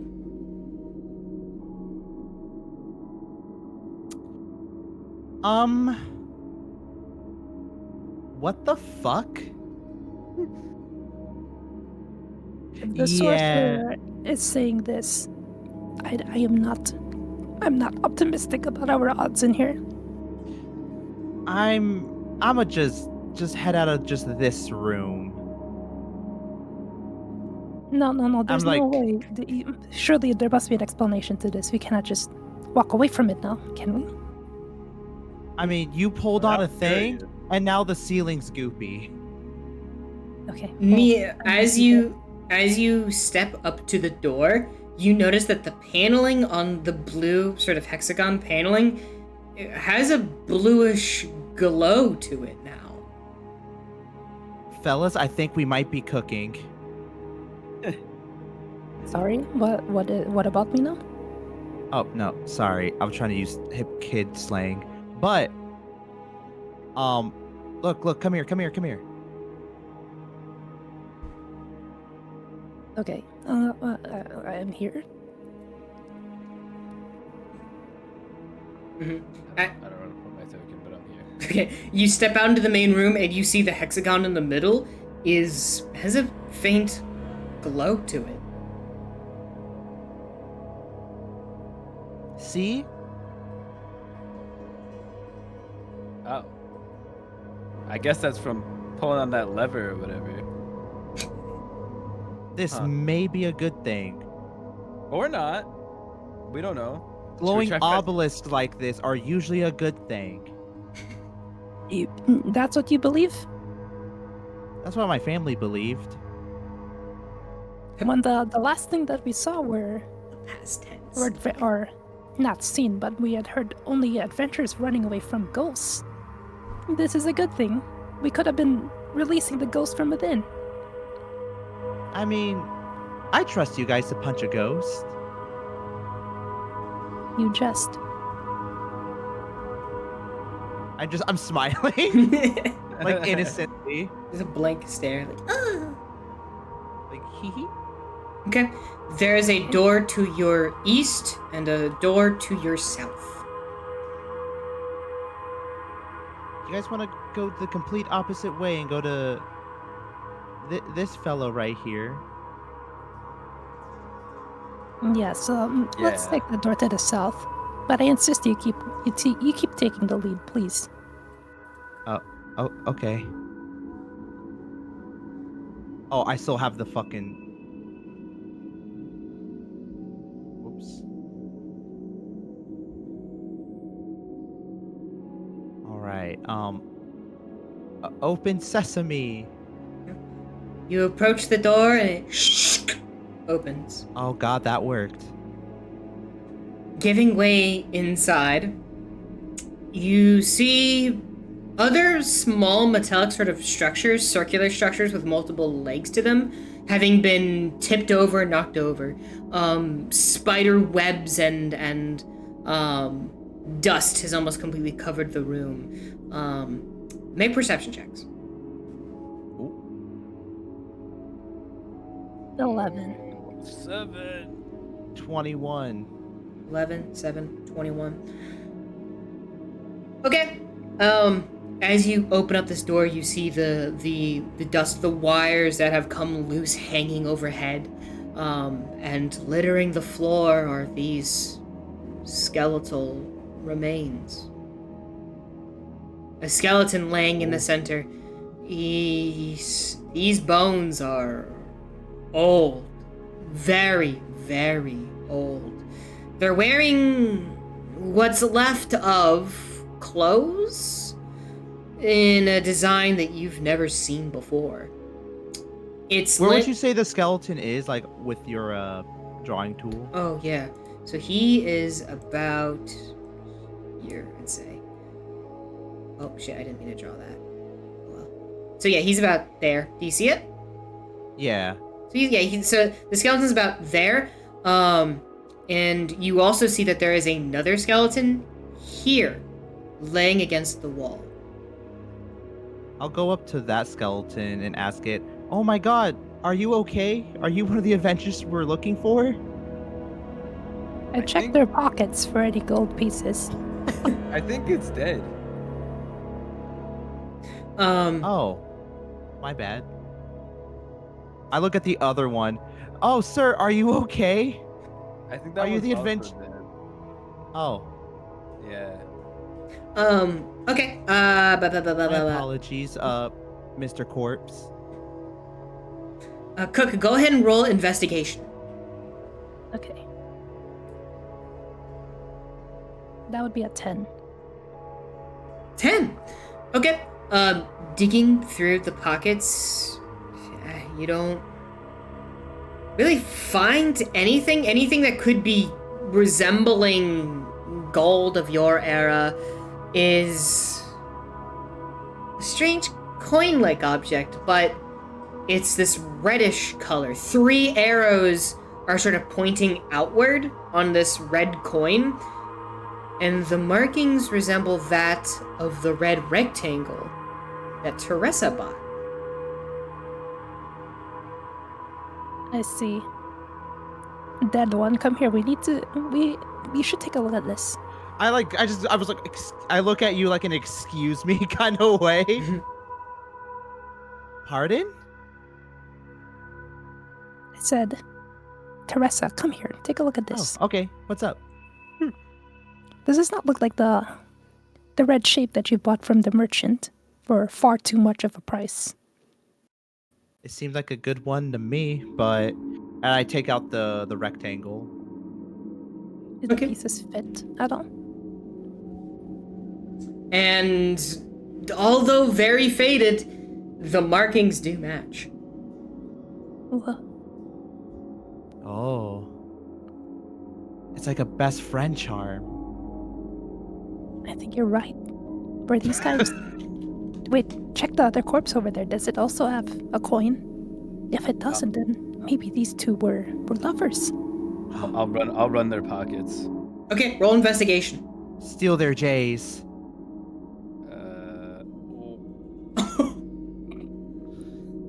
Do I eat it?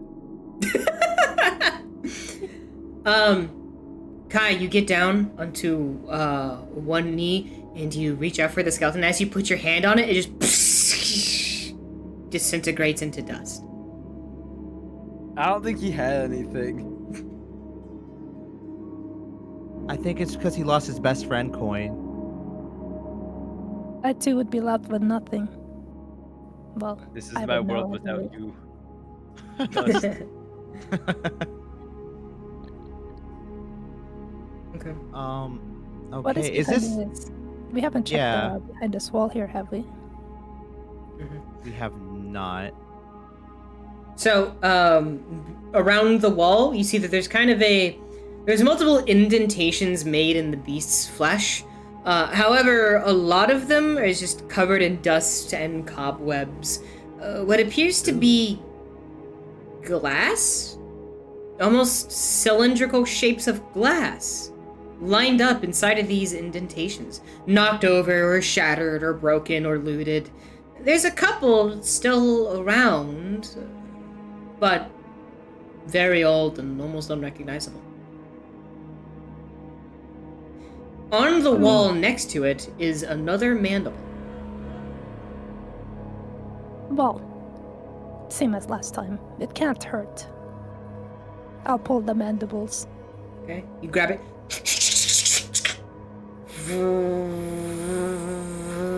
Make perception checks. Well, I mean 13. These dice 13. are weighted. 7. Yo, we cooked yours on the wrong side. I'm so sorry, Kai. Yeah, I cooked it on the actual 20 part of it. So I'm like, why is this part heavier? You hear muffled, but music coming from the center of the beast.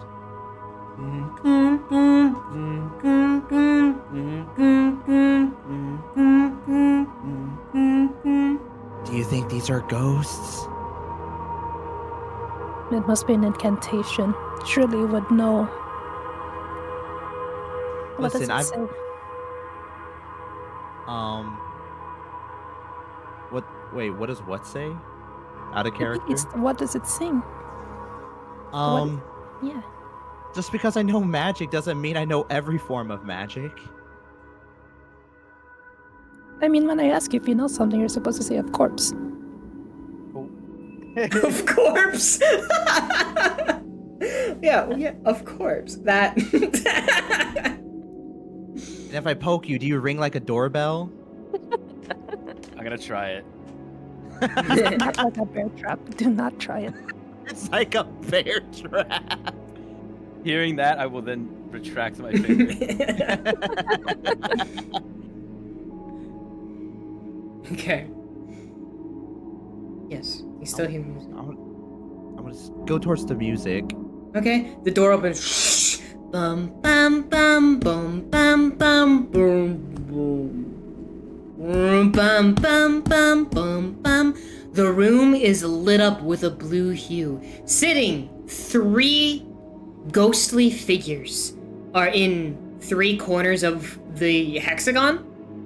I'll draw them. They're here, here, and here. I'm gonna be honest, that didn't really explain a lot with the drawings. Oh, hold on. Yeah, there's a ghost here, there's a ghost here, there's a ghost here.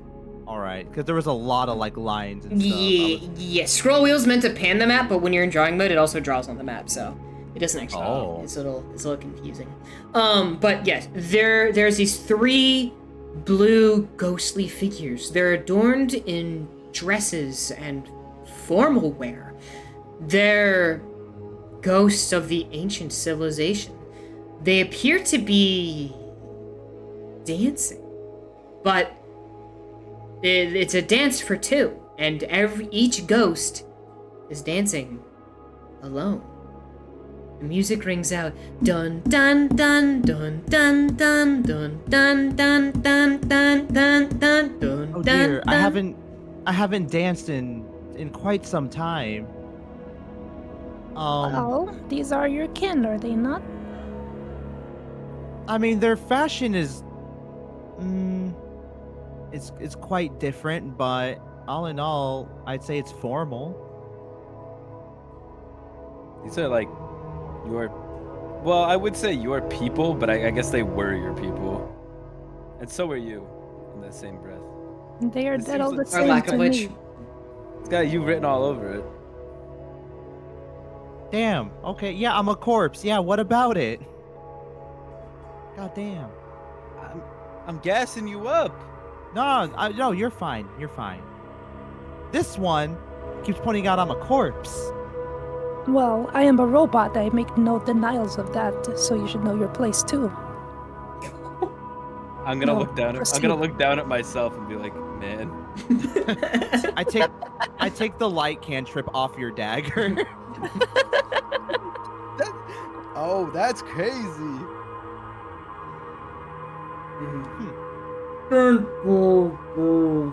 Yeah, it's for The a party with ghosts. more tact. the I go go- up to the ghosts and I'm like, hey bud, hey buddy, hey pal, and I do like a curtsy bow.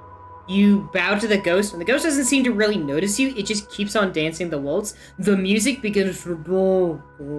The ghost flickers out of existence before dun dun dun. It reappears. It's Okay. like warping, redoing its dance from the beginning. I see. I- So these I must tried. be illusions.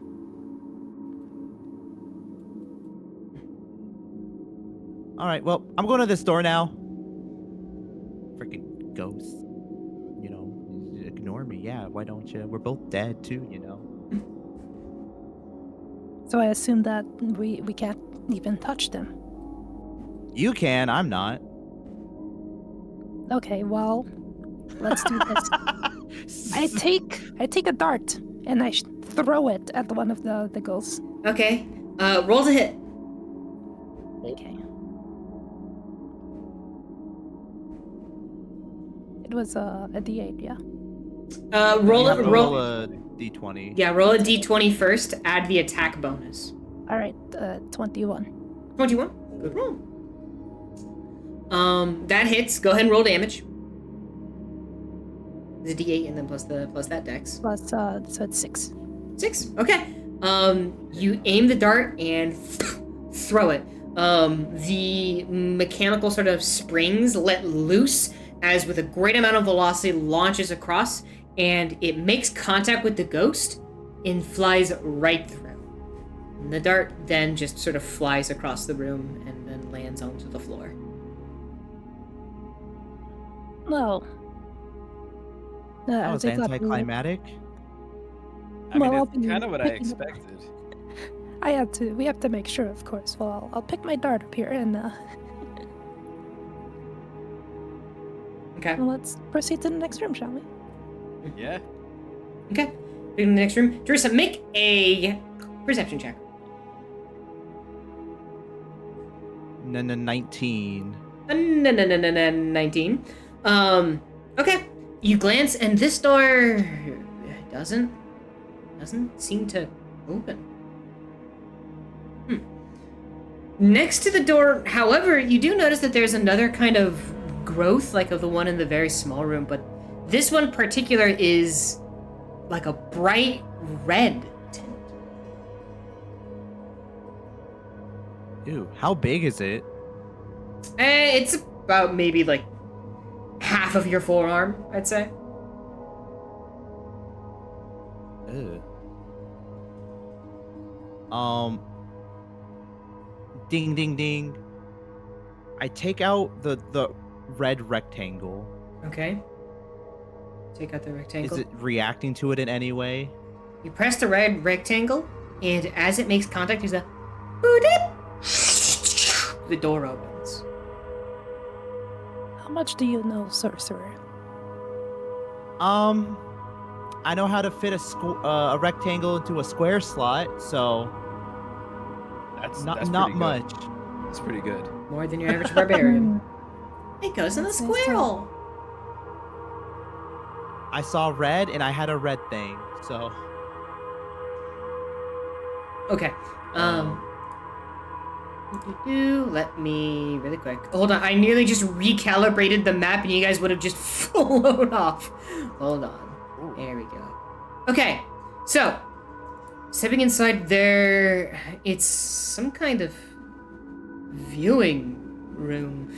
There's 4 chair-like structures that have been built into the flesh of the beast. There's a kind of railing that dips down, and of course, looking through the shattered glass, there's nothing but a stone wall from the beast making nose first into the ground.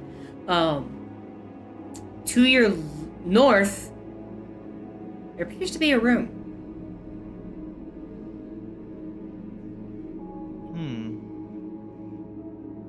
I'll be checking the room. Okay.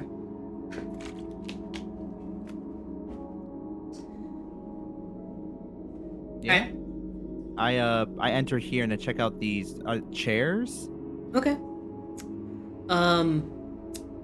Nico, as you enter the room, it's small and cluttered. Several metallic objects kind of lay loosely, kind of dragged about. Something that catches your eye is at the end of the room is a corpse. Clad in this metallic exoskeleton, like a ant, this carapace. The skeleton is that of someone from the ancient civilization. Almost perfectly preserved inside of the suit. In its left hand is a very skinny blue rectangular object. In its right hand is a golden coin. But the markings are different from the gold coins you're used to. This one, it matches the insignia on the coins you saw before. I see. It's the friendship coin. You might be right. Well, is there any way I can take the corpse out of this carapace that it is in? Make a...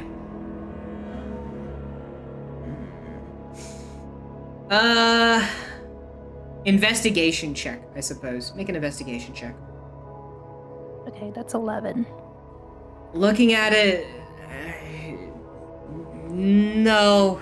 You look at the inner mechanisms on the skeleton, and you don't know how to get the skeleton out of the suit itself. It's beyond your understanding. In that case, I will pocket both items that it was holding. Okay. Add what I'll say. We'll call it Ghost Speech Artifact. And Captain's Mark is what we'll call the other one. The Captain's Mark. Ooh, okay. And I'd like to drag the body to where my friends are at. Okay. Make a strength check. Okay. That would be a 20. Yo. God damn. These rolls. I think what's going on is both Nico and Kai have the same luck, but Nico is siphoning the luck from Kai, and that's what's going on. Is Nico has all the luck. Yeah. Nico, she's borrowing the brain cell for this session. She has all the luck. She has the gotcha luck. I'll allow it. Okay, yeah, you grab the exoskeleton. Fuck. Drag it out. Like a cat waking up its owner with a dead mouse. I relate to that. Hey, I found something. I think you might be interested in it. As you can tell, it seems to have a perfectly preserved corpse within its carapace. Maybe we should put you in it. I just look just like dead, just like 1,000-yard stare. I mean, you've been looking dead this entire time.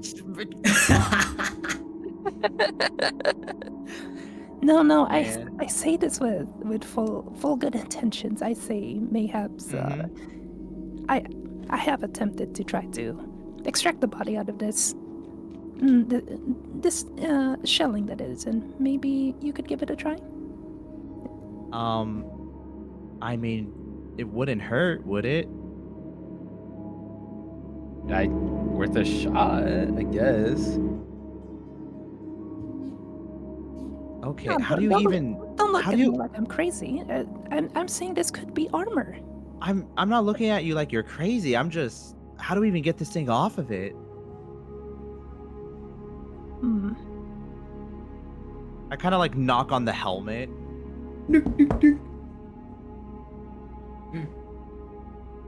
Excuse me. Do you have like a switch in there? No response. I think it's dead. Oh. I have a crowbar. Would you guys like to give it a try? You have a crowbar? You should have one too, no? I also have a I'm gonna take out a hammer. I also have a crowbar. I hope I didn't gaslight you guys into all suddenly having crowbars. No, it was in my my I pad. forget that I also have that kind of thing. Good. And you all have. No, don't mind me. I'm A not. tinderbox and torches, we could burn it off. I mean, we could. How about we all go with crowbars and try to like not mutilate this guy as much as we can. I'm gonna take out a Hear hammer. that? Okay. Everybody perform athletics, I suppose, to try to break and or pry this suit off. Athletics, okay. Please, for the love of God. Okay. 13. 15. 19, 15. 19. What are these rolls? No, they're not. my Oh my god. Combined. Actually cheating. No! Guys, I rolled an 8 before. And that was for one unlucky roll for the night. Oh wait, no, you did roll in that one earlier, right? Or that was No, Kai. that's That was Kai. Kai. That's right. Yeah. No, that was me. All right, let me have that. Okay, you find some sort of gaps into the armor. Take the crowbar, kind of jam it inside. Kai, you have your hammer ready. You just thunk on the helmet. Thunk, thunk. No real response. And Cook and Teresa, with your crowbars, you. No response. Now, with a closer look on the corpse, is there anything else we can discern from it? Or does it just appear as we would expect it from the outside? Like expecting, like looking at the corpse from the corpse Yeah, itself that's finding- inside the suit. Yeah, if we found anything new now that it's outside of the suit. Oh, it's not outside of the suit. You did not get the suit off. Oh. Yeah. Wait, we didn't? No. Guys, I think this thing's on tight.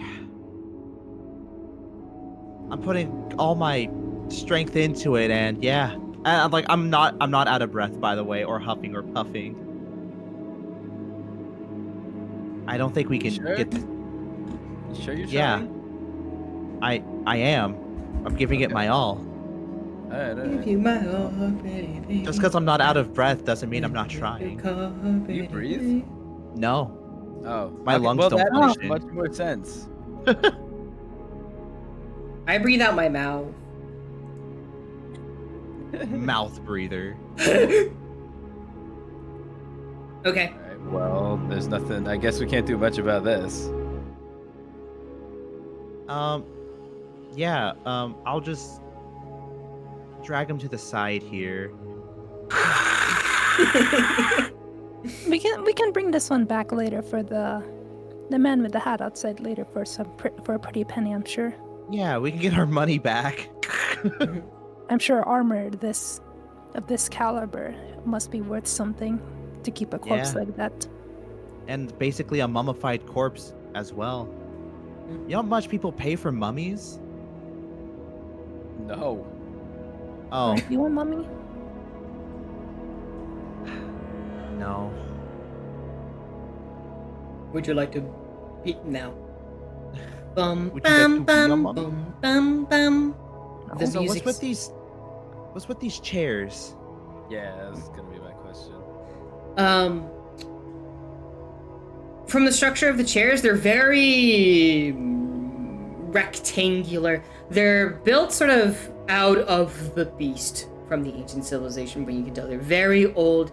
There are several more of this cartilage and cysts that are kind of very similar to the small room and the one you saw earlier.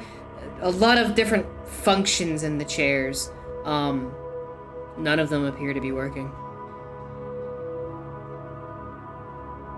And what's this fella? This fella. So that is just kind of like there's a railing and then there's a decline down into like a lower level. Oh, is there? Mhm.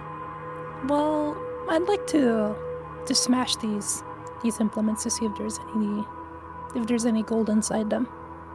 Okay. Roll to hit. What do you smack him with them with? I'm just gonna use my harpoon here. Okay, all right. Roll to hit. Yep. 18, and Okay. then And then attack bonus 8. Oh, 1d8, Let's get which the- is 1, and then and then What? 4 total. 4. Okay, you deal 4 points of damage as you blink. The harpoon just kind of clinks off of the Boink. off of the chair-like structure. You notice it kind of its hinges whine as the chair slowly turns from the impact. Okay, it was worth a shot. It was worth a shot.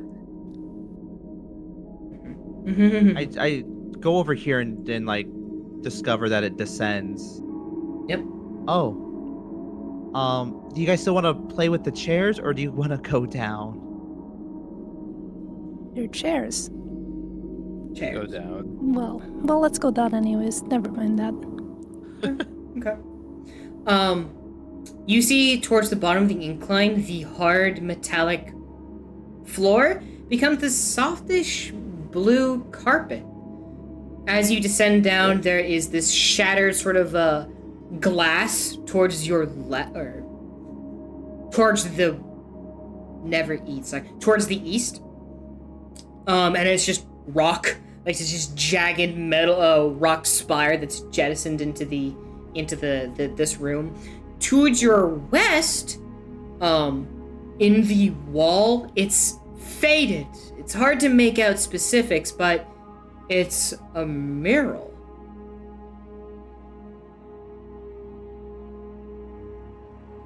Huh. You can kind of glance more into the mural. You see that there's these kind of lines going up towards the astral plane. There's the same insignia as on the coin and the key card. As well as on the bottom, there appears to be etchings of people dancing. There's 3 sets of 2 people dancing with each other. I think we're gonna have to dance with the ghosts. How do you figure that? I'm gonna point at the sets of people. Well, I suppose I have no objections. Let's go for it. Okay, you step back into the ballroom. Bum bum bum bum bum bum bum bum bum. The ghosts are still dancing alone. All right, I'll take this ghost. I'll take this one. Which one? No, the one I shot the dart at. Oh, okay, then I'll take this one. Yeah, I'll go over here. Okay, roll performance checks. Performance. Holy, I popped up, alright. 20. 9. 13. I've never done this before. I sounded very confident walking in here. Listen, fake it till you make it. Despite stumbling, attempting to sort of copy their dances, and Kai, you just kind of like start rolling around on the ground instead of really break dancing. The ghosts seem to just sort of stop in their motions. Dun dun dun dun dun.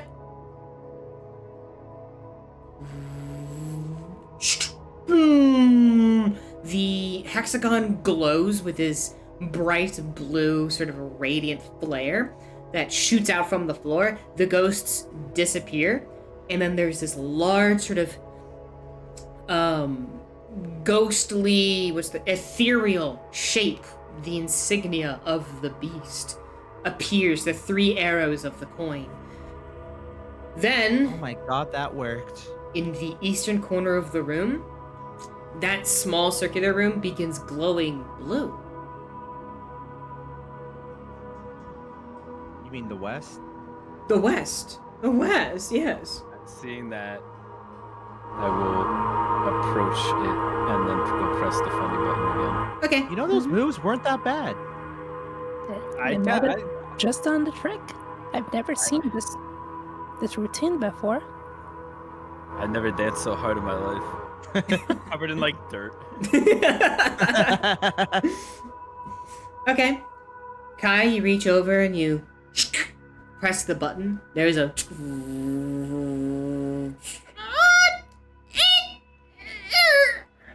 There is a loud clunking snap as the room begins to descend. It hitches, and then there's a chain breaks, and the entire room goes into a free fall. Thank God I was standing outside the door when that happened. I knew this would have happened at some point. I guess. Before it happens, I'm like, well, this can't possibly get any worse, right? I guess Kai and Teresa roll acrobatics, and Cook is just Oh, gonna. that's actually my best stat, actually. Cook is gonna. Yeah, I was gonna say, I was trying to grab onto the freaking wall. Just clapping and laughing.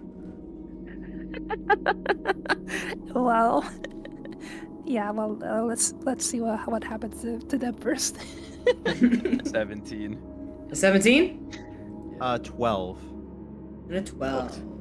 17 and a 12. No, Cook's right here. Wait. Teresa, yelling at you you. had a 17. Kai, your acrobatics is just a 0? No, my acrobatics No, is plus what? 5. Okay. I'm +1. You're plus. Okay, no, okay, I had that mixed up.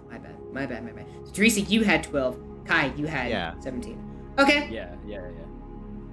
Kai, as you land, you just kind of, well, as gently as a cat, land perfectly and sort of somersault towards the end.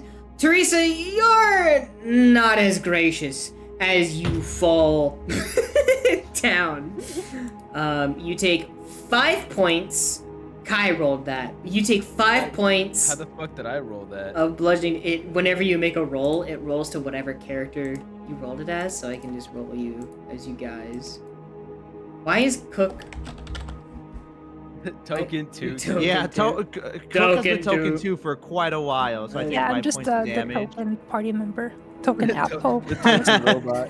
The token robot. Token robot. Yes, you take 5 points of bludgeoning damage. Ow! Cook, you just watch your party just kind of descend down into the pit. Just sort of fall. Well, I'll throw a rope down there. It sounds like they're alive. Okay. I'm fine. I Toss could in feel pain. This would hurt. Okay. You toss a rope down and you... It is to be noted, is at the bottom of this pit, it is almost pitch black. I cast light. It is bright. Put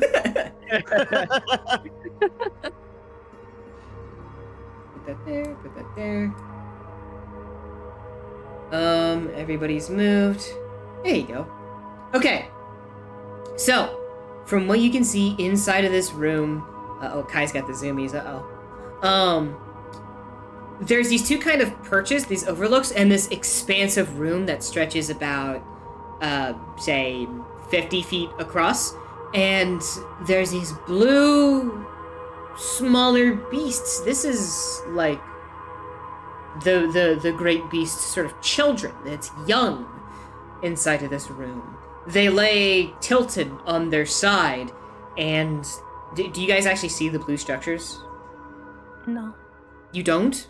You don't see blue structures? I see I mean, like I see blue floor. paneling on them. Yeah. Yeah, the blue paneling, that's what I mean, the blue paneling. You see Okay. that? Oh, Okay. yeah. I see that. Okay, good. And then around it, there's the black. There's nothing. You don't see the around them. I don't know how the fog of war looks. Well, now I see what you just unfogged. Yeah. So what does that look like to you when I fog it? It's just nothing. Not black. Nothing. It's just black. Yeah. Okay, good. That's what I went over. So they are in a about 7 feet tall pool of umbral fog. It has this almost infernal hum to it as the fog sort of cooks and bubbles and steams towards the bottom. This is disgusting. On the other end of the room is a doorway. Several Can you like circle it? Yeah, I got you. Boop. Doorway. Okay. Boop, boop, boop, boop. There's several wires that are kind of attached towards the sides of the rooms that have thump, thump, thump, thump, thump, thump, the metal wires pulsating and undulating. This black sort of residue flowing inside of them. To the north, there's a sort of alcove, this other sort of side room. Here. Boop, boop. Mm-hmm. Glancing up there, there's very, very, very slim, less than like a foot wide, like a meter wide, I guess, for all the people that measure in wrong. Crack, like a pipe. If somebody was very, very small or not solid, they could possibly fit through there. I say we put the cat into the pipe. Why am I the cat? I have a name. Are you not the cat? Hey, they are that cat, okay? Is Just there, respect. are there other cats? I don't see Maybe. them. Can't fucking believe this. Start. Hi, welcome to the stream. I'm not even gonna answer you right now. Oh. Because I'm just mad. No talk to me, I Angie. Alright, well, would I fit in this pipe? Even at your stature, no, you wouldn't. I don't fit in the pipe. I'll get off the wall. Oh. I don't think we're doing that. We still have another rope, don't we? Between the three of us. We Yeah, I have used one to get down and one to go to, well, our elevator, I would assume. Oh, well, actually, I didn't use mine. I used mine. I don't have mine. I used it to get down into I still have mine. Okay. That's not a bad Would idea. we be able to use that rope to start making our way to the other side? I don't think I'm very confident about walking into the fog there. I'm not really either. Yeah, after what it did to me, I'm not really confident. It is to be noted that the blue paneling you see, those are other smaller sort of baby beasts. Their top portion is high enough to walk on above the fog. They are. Okay. Well, I say the cat should be light-footed enough to walk on these panels. Yeah, you know what? That actually, for once, didn't feel like an insult. I will start. I will like go to the first one and just make sure it's like stable. Okay, you hoist your foot up, and there, as your paws press against sort of the metal outer shell, there's a creaking sound coming from the wing. But it subsides. It's stable and strong enough. Seems good to me. I'm gonna try my best to like just hop up, like, and like have my feet kick in. Yeah, you sort of And pull yourself up, roll. and then you're like chest high, and then you're like kicking your feet. And pull yourself up. oh, it does not feel sturdy, but sturdy enough. And Cook just does like a 9-foot vertical leap up the wing. Okay. Are you getting onto the ship, Cook? Or Well, I might as well. okay. I might as well. Mhm. I guess as we're on here, I will slowly Okay. continue forward. You start stepping on it. There's a kind of clear glassiness to the shell, and as you step across it, make a stealth check. All of us? Yeah, sure, everybody. Oh man, stealth is my best stat. 7. 7. Did you? Yeah. Wait, you rolled a 14. Oh, wait. Sorry, I rolled it at like a weird time. You rolled a 14. Oh, So whatever yours is. I rolled a 6, so I got an 11. I got a 15. A 15. So, Nika, what was your stealth roll? It was 18. 18? Kai? 11. Okay, no, you guys step across. There's a cracking from the glass shell, but it seems sturdy. It seems safe. Okay. Okay. Well, let's keep moving then. We'll keep moving along. Okay, so as you move across, there's kind of this glass shell, and then there's a kind of drop down into the wing of the other beast, dangerously close to the fog. As you take a step down, there's another metal creaking sound. Make a stealth check. Oh my goodness.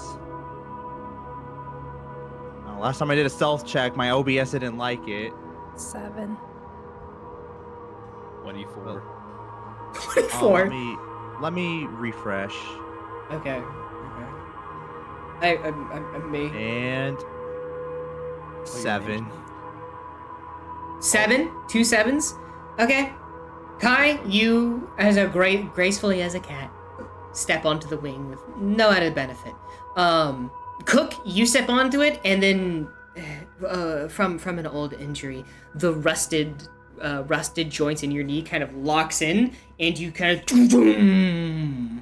onto the wing. It echoes. The fog bubbles and churns, and then grows quiet.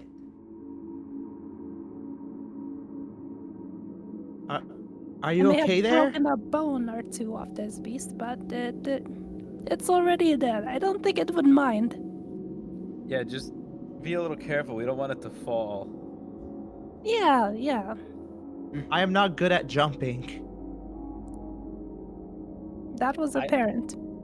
Yeah, Teresa, you make your jump onto the wing, and as you do, there is your foot slips with a squeak, but you manage to just barely get your footing. Whew. If I could be hyperventilating right now, I would.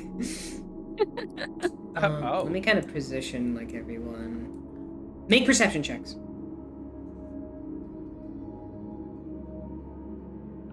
Well, Oh no, I'm catching the Kai right now. Womp womp. 16. 16. It's about damn time. She's taking her luck back. She's taking the luck back. 11. 11, 16, 11. And Nico, your perception? 12. 16, 11, 12. Okay. As you guys step, the fog bubbles and churns before subsiding. And then you hear something scraping alongst the wing. You see an arm desecrated, covered in the umbral essence. This thick black sludge rides down the rotting flesh. The bony hand clutches onto the wing as this desecrated, rotting corpse pulls itself onto the beast. I punched the arm. Hold on there. As you gaze at this sight, you hear the sound of 2 more beasts, their bones cracking, the sludge scraping across the beast, across the side of the beast, as 2 more of these desecrated remains pull themselves up. Roll for initiative. Oh boy, okay. Brother. Time for fight music. Who's ready to get DMCA? Oh god. 9, by the way. 7. Oh. 19. Shout Oh, out you're getting the bad rolls out right now. and I. It's a bit loud. Okay, Kai, what was your initiative? 9. Nia 19. and Nico? 7. 7. Oh, goober moment. Where's my dice? Oh, shouts out to your already very prepared dungeon master for having his dice out on time. 2.5 hours into the session.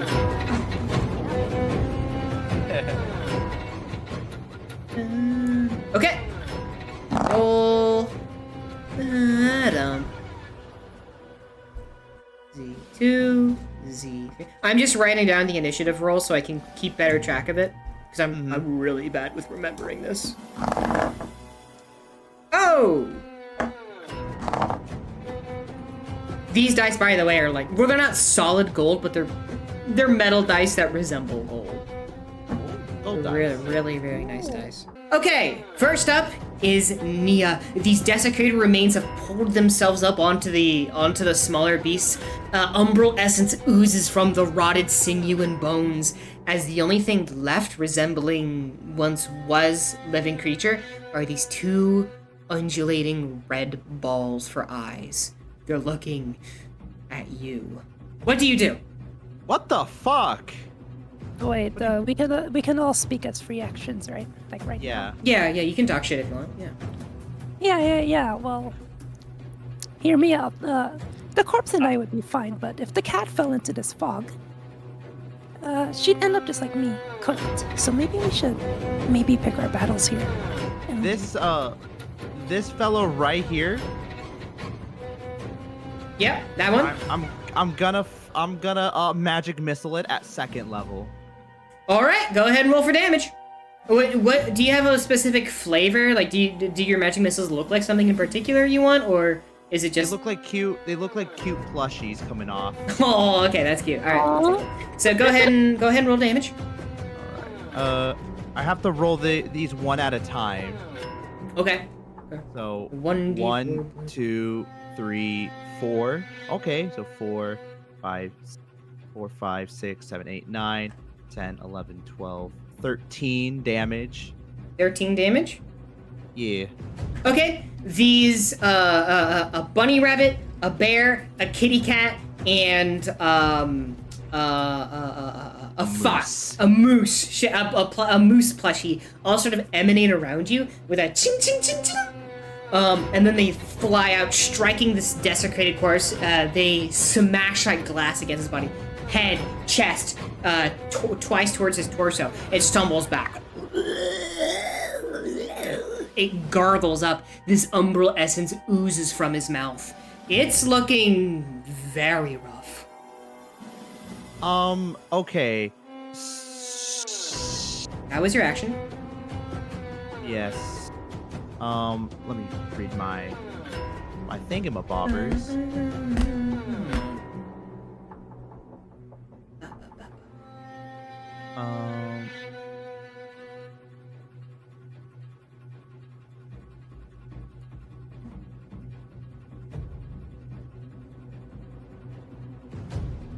Can I use Quicken Spell and turn that magic missile, spending 2 sorcery points, turn that magic missile into a bonus action for my Quicken Spell meta magic?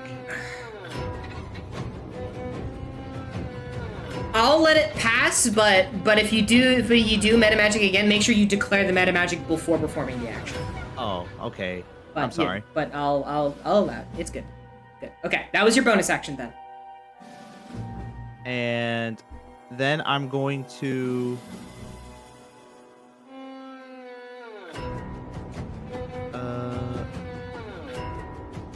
yeah, fuck this guy. I want to magic missile him again. Okay. All right. Well, just roll damage. 4, 5, 6, 7, 8, 9, 10. 10 points of damage. Yeah. Okay, you do 10 points of damage as was it 3 more magical plushies strike out, 1 striking his arm off, 2 blasting a good portion of his torso away, 1 knocking his head clean off. And the last one's a shark. A shark? Oh, and it grabs him with a... Oh, that's good. Okay, yeah, a shark. Its jaws close on his head and fly off into the wall. Umbral ooze kind of... oozes out from the wound as the remains sort of fall back onto its legs and then down into the fog. Oh, sorry. Oh, You guys just see me machine gun a fucker. Holy crap! Like, That was impressive, but listen, I don't know how many of those things are down here, and we could get pulled in at any moment. It's my fear. I say, Yeah. if you'd like to have your corpse party down here, I'm not gonna stop you, but I feel like we should be getting away from here. I like the sound of that. And that's the end of my turn. okay. Next up is one of these zombies, as he is going to move with a cracking of his bones and a umbral essence left behind. He takes one step, 2 steps, and he's gonna make a slam attack on Kai. That is a 8 to hit, Kai. That does not hit. Nope. He takes one slice with a cracking of his bones. It misses. And you notice that there is a umbral fog trail left behind by his swipe. And that ends his turn. Next up is the other zombie, as he's going to take 1 step, 2 steps, and he's going to make a swipe attack against Cook. That is a dirty 20 to hit. So yeah, so your armor class. Yep. I'm getting hit for sure. Yeah. Do you know how the mechanic works? I know. Okay, good. Yeah, help me understand. Oh, you want me to explain it? Yes. Okay, so basically, armor class is the it dictates how well you're able to avoid or just avoid taking damage. So how it works is anything that is below your armor class misses, but anything that matches your armor class or goes above hits. Okay. So I have leather armor. I'm a rogue. I have an AC of 14. If they roll 13, I dodge it. But if they hit 14 or roll higher than a 14, I'm gonna get smacked. Okay. That's how that is. Okay, so it hits. Yep. You will take 5 points of bludgeoning damage and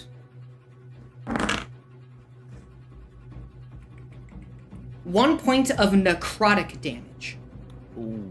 Ouch. So as this hand smashes against your plate, the zombie, despite mostly being bone, hits very hard. The umbral fog left behind by its wake begins corroding and rusting away the metal components underneath your armor plate.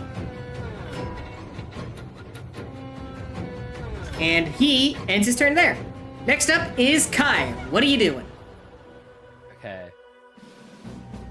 Well, I'm gonna take a swing, I guess, as my action. If I could get to my sheet. Okay, alright, take your time. Okay. Habs. I'm gonna take a swing with my claws at the fella in front of me. Okay. Go ahead and roll a hit. Which will be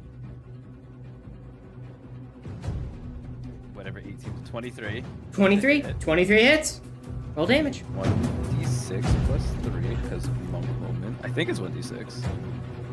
Yeah. Yes. I'm bad at keeping track. You're good. Should I just close the tab actually? Oh my god. Ain't no way. Oh, poor Kai. Sorry, I have 2 windows open right now. Mhm. I just get confused very easily. It's alright.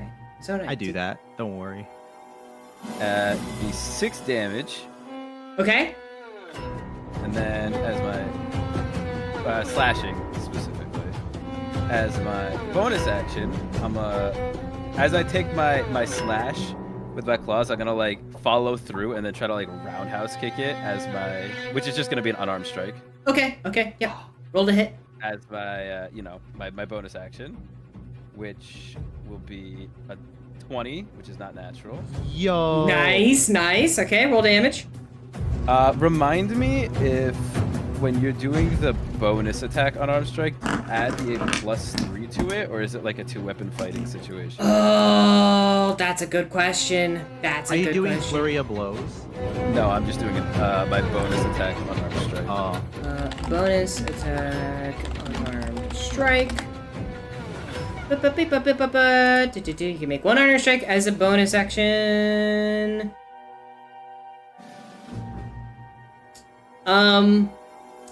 I say, yeah, you add your modifier. You add your modifier, sure. Okay, so it'll be the same thing. This one will be bludgeoning. Okay. Matters, which will be 5. So that was 6 plus 5? Yeah, so 11 damage in total. 11 damage. It's slashing and bludgeoning, respectively. Okay. You deal 1 sort of uppercut slash up the face of the zombie, and he's taken aback. As he's sort of staggered, you deliver 1 roundhouse heel kick right upside his temple, which you can hear the cracking and breaking in his skull as he's reflexes with it. He's looking very rough. He's not dead yet, but he's looking rough. Dead again. Dead again, yes. Okay. Re-dead.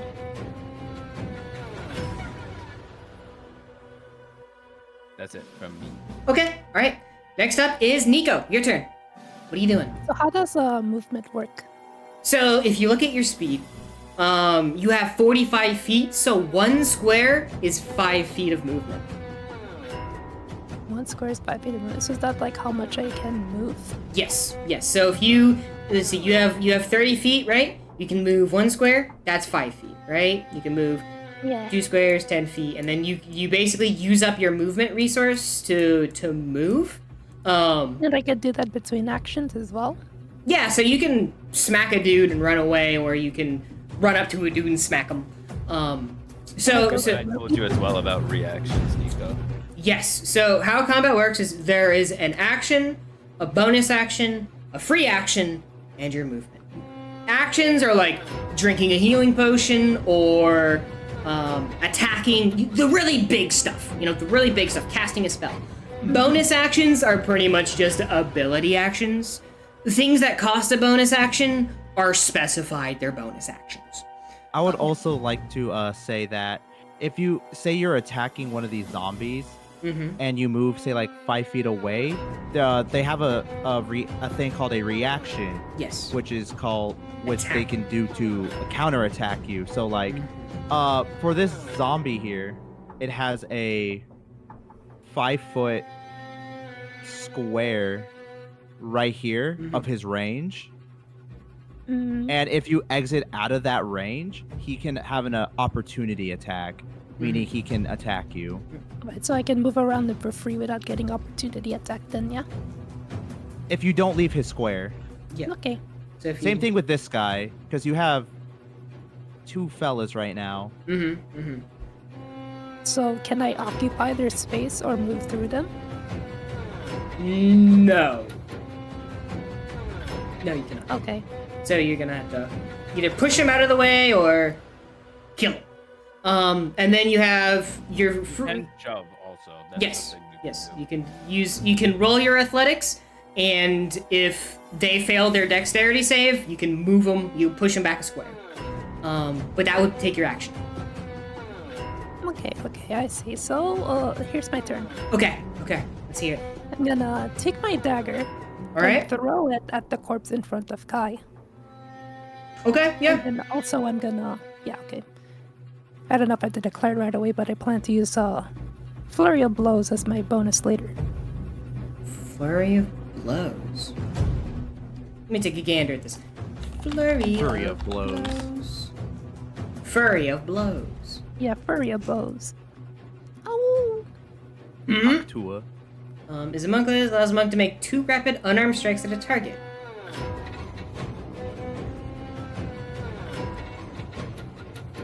It is a bonus action. It's a bonus action. Yeah, flurry of blows is a I bonus was gonna action. make sure I wrote it was a bonus action on my sheet as well, but I wasn't sure. Mm-hmm. Let's see here. Oh my gunk, you just gave me the entire flurry of blows. Ow. There it is.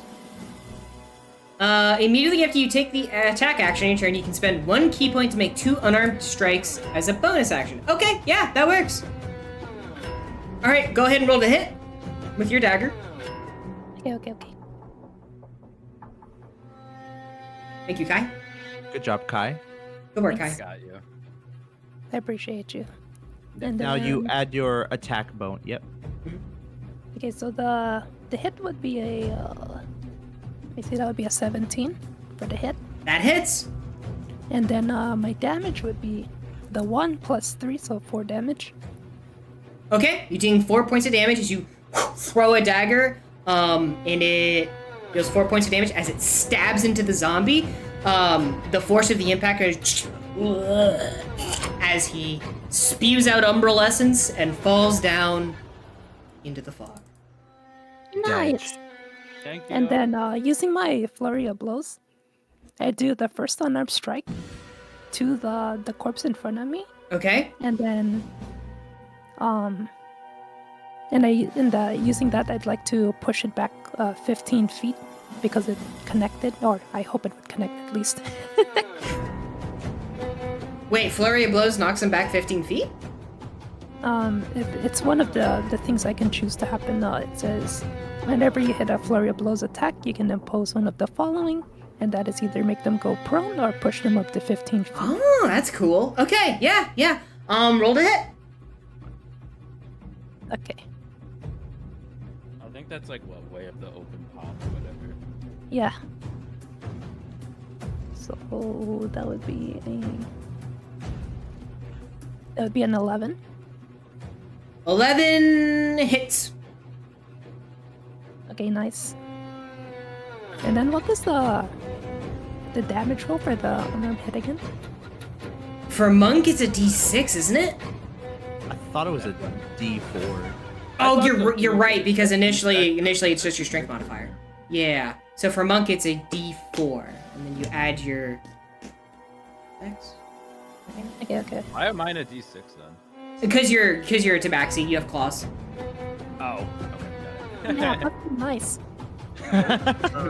Anyway, I rolled for 7 points of damage. Okay. You deal 7 points of damage as you swing your arm forward, and then 1 inch from making the chest, you stop, and then the pistons lock and fire out, dealing a palm strike to the chest of the zombie. He flies 1, 2, 1 inch punch. 3, boo! Flying back, taking 7 points of damage. Okay. And also just that well, I think the zombie has to roll to avoid getting knocked back. Oh, does he? Yeah, it says Duh. strength DC of 12. Strength DC of 12. Let me try that. Although I'm not confident he's going to succeed that. Yeah, he rolled an 11. He gets like Nice. Okay. Zombie. yeah, Oh, so I'm gonna go run in. next to it and do the other one. Oh, okay. You're gonna hit him again? Yeah, so I'm gonna go Oh to my his god. left.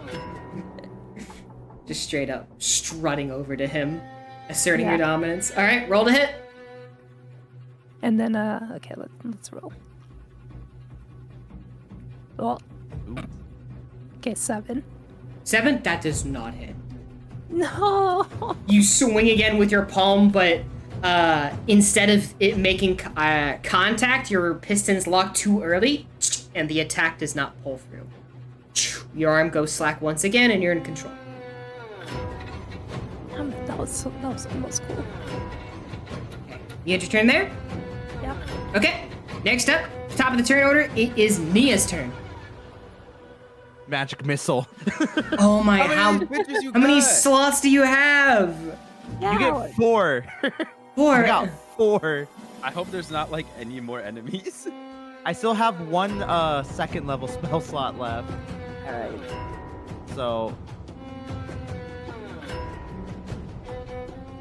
Wait, so that's 9, 10, 11, 12. 12?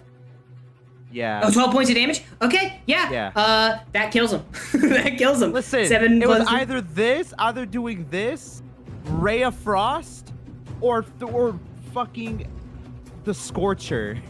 The Scorcher. Culture. The Scorcher.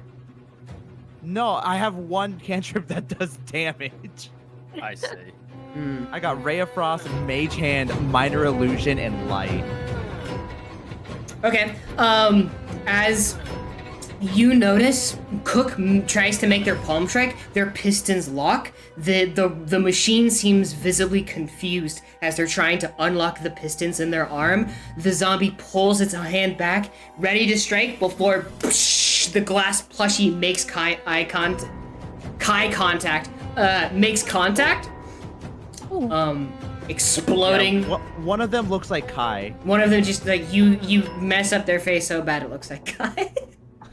Man! I love you, Kai. No, I mean one of the plushies. One of the plushies looks like Kai. Oh, that makes a lot more sense. Yes. Okay. Okay. I'll take it. You have a Kai Fumo that kills him. It makes Kai contact. Striking the zombie in the head, and upon impact, Umbral essence explodes onto the wall, drips down, and the zombie falls limp and into the Umbral fog. Well done. Maybe I was wrong about you. My arm, like I look more fatigued than usual, and I give it this a thumbs up. All right, let's continue now before any of those not good zombies crawl up. Yeah. I Man, agree. I don't want to be anymore. You two were badass though, like holy shit. Yeah, you got a lot of plushies, huh?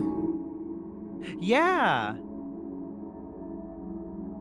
I've never Nice. done anything I like have a name for each and every one.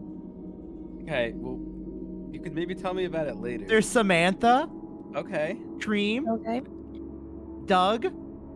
Okay, that one's a little less interesting. That one's the shark. What? Okay. He wanted to be named that. He spoke to you? They all do. Oh, schizo moment. Okay. Listen, when you're alone with Minor Illusion for 20 years, you kind of have to make do with what you get. Yeah, country girls make do, I feel. As the saying goes, naturally. I'll hold my tongue this time. The one time. I don't think you have a tongue, Cook. You know what I mean. I was saying this, I guess, as we're walking. Yeah. You step into this large room, and at there's these two bridges that sort of bisect to the left and to the right. As you look alongst the wall, you see the wires and flesh, the pulsating, soft metallic frame. It's throbbing. No. And you notice from the sides, leaking from these sort of these metallic wires, is umbral fog raining down onto the floor to the pit below, and they all coalesce and combine into the very center, the other end of the room, where connected is a large black heart. Unlike the rest of the beast, where everything else is flesh or everything else is metal, this is flesh, soft, real, beating heart. So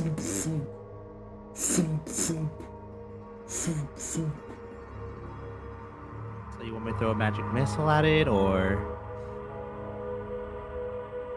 I guess we should just stab it, right? You're speaking Yeah. my language. I kind of honestly, I looked over it. As I said that, I looked over at Cook, really expecting to see a sword.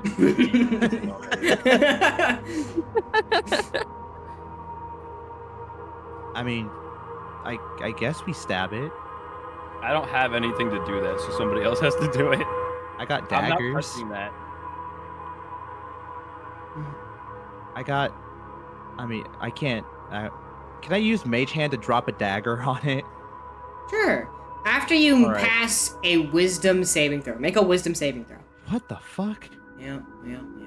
You know, Oh, nat 20. No fucking way. Ain't no gunking way, dude. You nat 20'd against my lore drop. How no way. All right. Well, I nat 20'd against your lore drop. well, the beating heart of the beast rests there. Umbral essence seeps from the wires. Umbral fog, like poison spray, leaks from the heart. As you enter the room, the heart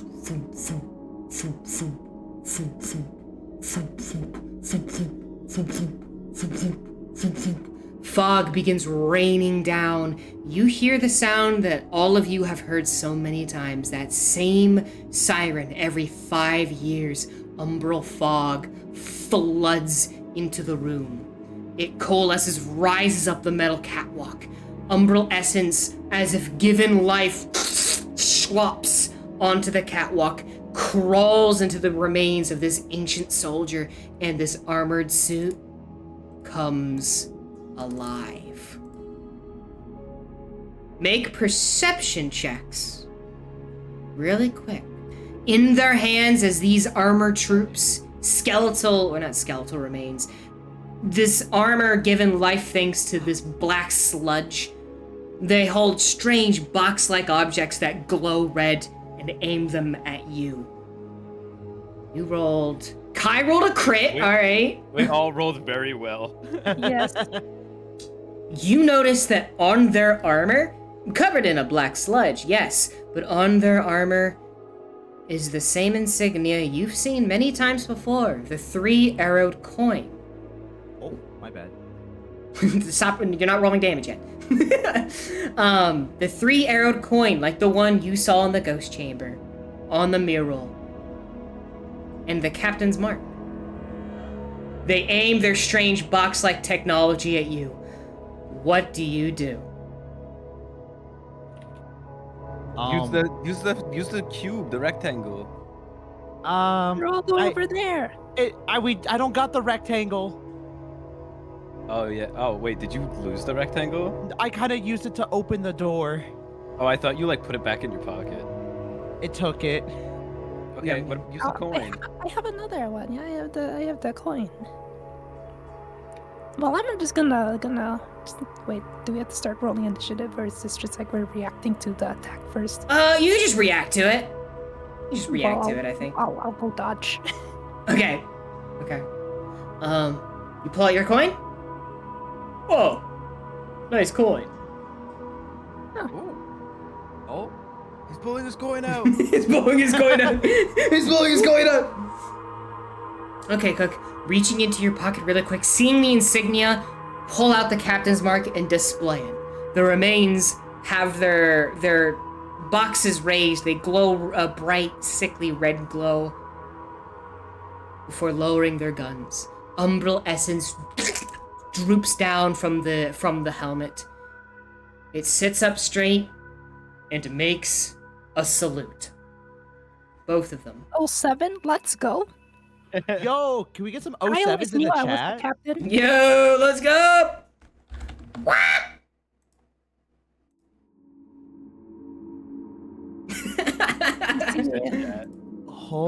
You should be more like these corpses. Maybe you would get along a little bit better. I slowly turn my head towards you. Like, is this If you bitch look for down- real? If you look down, you'd see me saluting back, Okay. like very confidently. Okay. Yes. The Umbral essence Exhale, I would. salutes back at you before the very essence of it, the heart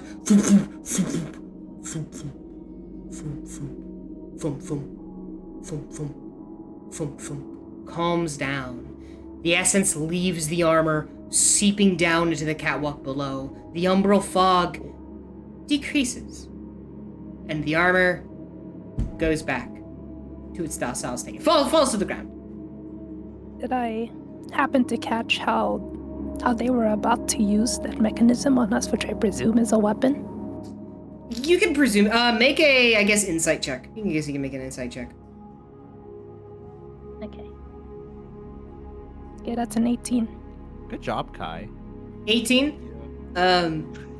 In your travels, you've seen many nature of weapon. You've kind of seen similar weapons, in the way of crossbows. The way of, from their range and kind of how you read the room, you can assume that whatever tool these boxes are, there's some kind of projectile-based weaponry. Well, I excitedly run over and I take it for myself. Sprint over. 17-foot leap across the catwalk. As a monk naturally does. Yes. Okay. You take the ancient rifle. Add that to your inventory. Oh my Nice. god, it's the antimatter rifle. I finally have it.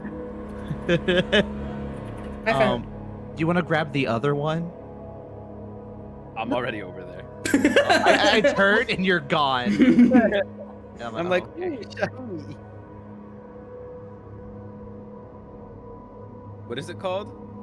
Ancient rifle. Alright, let me add that to mine. Okay. 'Cause I am picking it up. But 100%. Teresa. Yes, Teresa. Sorry. Teresa doesn't need one. She has her own.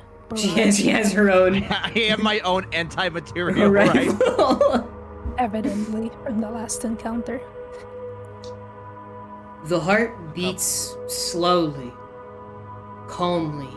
It's matching your own heartbeat. You've become... Heartbeat? Now you do. You've realized that you're one with the Umbral essence. You're coming back to life. This thing didn't just give you another chance. You're one with it. You realize that you can increase that synchronicity. You can join more into the family.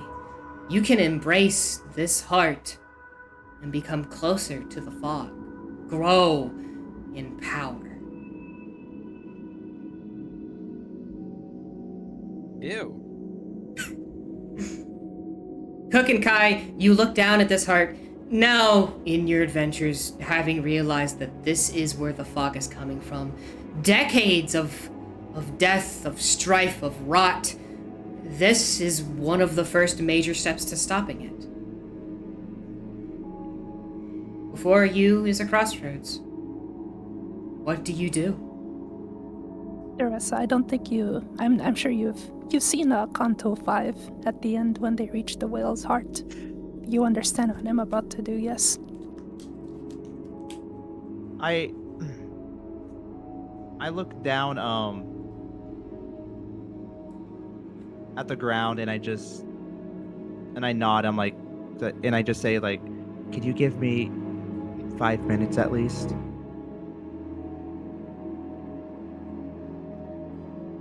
And I like, my head hanging low. I go back.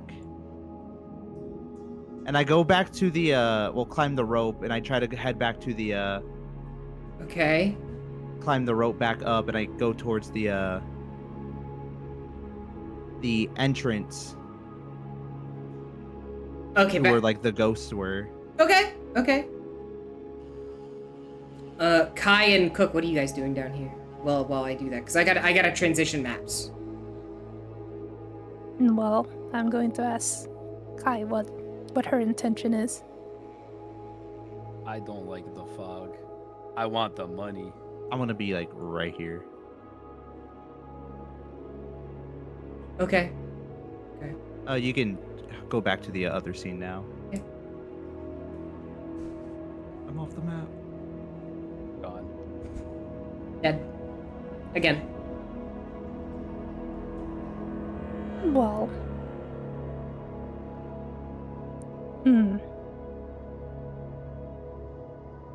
But I'd like ignore to plunge my harpoon right into that heart, but Yeah. not with the Hold intention to on destroy it. tight. Shot through the heart! Wait, you're gonna stab the heart without the intention to destroy it? Yeah, it's more like a surgical thing. I'd more like to see what's inside. Okay. it. I'm not stopping you. I guess make like a medicine check. Medicine check. Oh, okay. That's a 15. 15. You take the sharp end of your harpoon. You press your hand against the blackened heart. Umbral essence sort of taps and like a thick paste covers your hand, and again, like the wooden plates start to rot. The metal begins to rust, but not too much that it's going to be a problem. It'll be a problem in a few months. You take the harpoon, and it too burns at the touch of Umbral essence, and you, with a surgical mark, carve into the heart. Umbral fog dances out. You take both hands, put them into the slit, and open up. Make a perception check. That's a 20. Ooh. 20. Gazing into the heart, you see something bright, something made of almost marble. It's a fetus of a creature. Ew. Almost humanoid, but stillborn. Let That's me fucking gross. approach it. I'm pointing in real life. Fucking gross. What are you doing? Is there any way I can get closer to it? Yeah. You can get close. Here, you're right on it. Okay. Well, Fetus deletus. with a deep breath, I pull out my 9mm automatic pistol. And I pack No.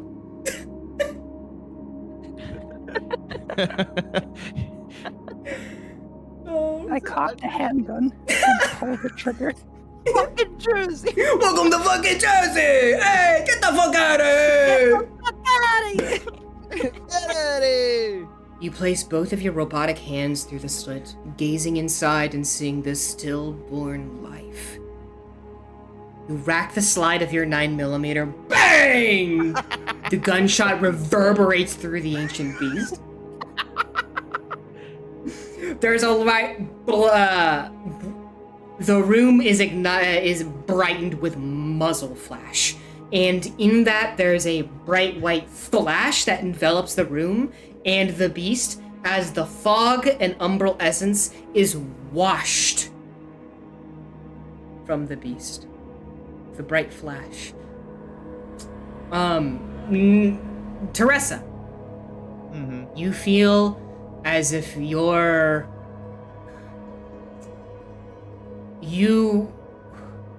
nostalgic for life, for a heartbeat. And for the first time in decades, maybe even a century, you felt your heart stop again. And you're back to your undead state. Unfeeling and sad. How long have you had a handgun? She put that in her equipment, and I was going through it. I was like, okay, well, her speed's 45. That's a little weird. Well, she didn't get her attack bonus completely. Her inspiration box is Kai, is Kaii in her inspiration box. Completely glanced over 9mm automatic, range of 150. Completely glanced over. Did not even register. I can't believe. You didn't think about. Where did you even get that? Why didn't you use it before? I'm asking, Cook, where did you get that? You said you're walking around and you don't got one? You ever see what the town like out here?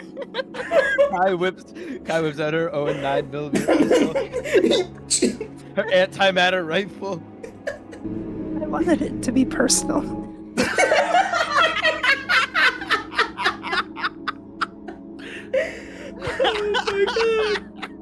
I wanted it to be personal. Oh my god. Can you put that away? As you're holding the fucking anti-material rifle, you're looking at Cook going, put that away! Yeah, I'm holding this like a laser box thing.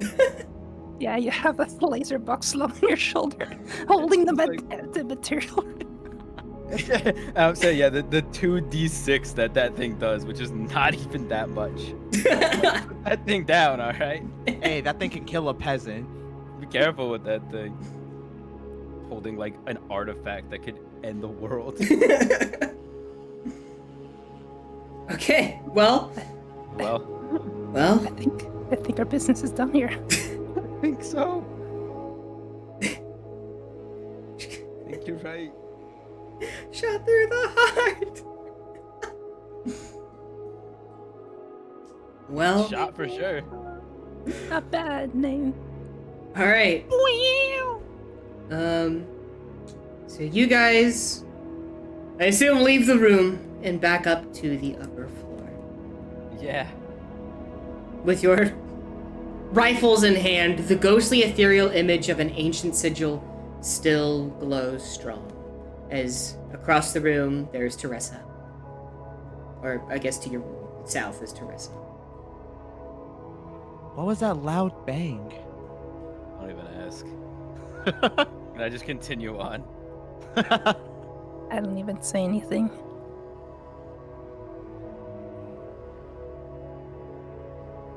I don't even know how we got in here. Oh, there's a rope up the roof. Yeah. Yeah. And you I'm also will- good thing I put that rope down there, or else we would have been trapped down here. Yeah. I could climb. No, we can get rid of Artie. Artie left. Artie's gone. Take a stand. Take the stand. I immediately blitz towards the trader's shop. Okay. My ancient rifle in hand. Bastard. I've got one more thing to do before we leave. She's on a rampage. Cook, please calm down. Okay, yeah, you're right. I think that's enough. Put the blicky away. You have to understand it's in my heritage. What? You're a monk. I was made for this. This goes beyond what I grew up with. You don't know me. You don't know What my happened story. in Jersey. Fantasy Nothing good. jersey. Fantasy jersey. Well, with the ancient beast now dead, officially, you now know fully what is causing the umbral fog. With what you know, the three of you hop back onto your wagon and begin making your way towards the capital of Galabaria, a city by the same name. With your knowledge and now high-tech weaponry, you feel ready to, 1, get paid, and 2, possibly save Galabaria.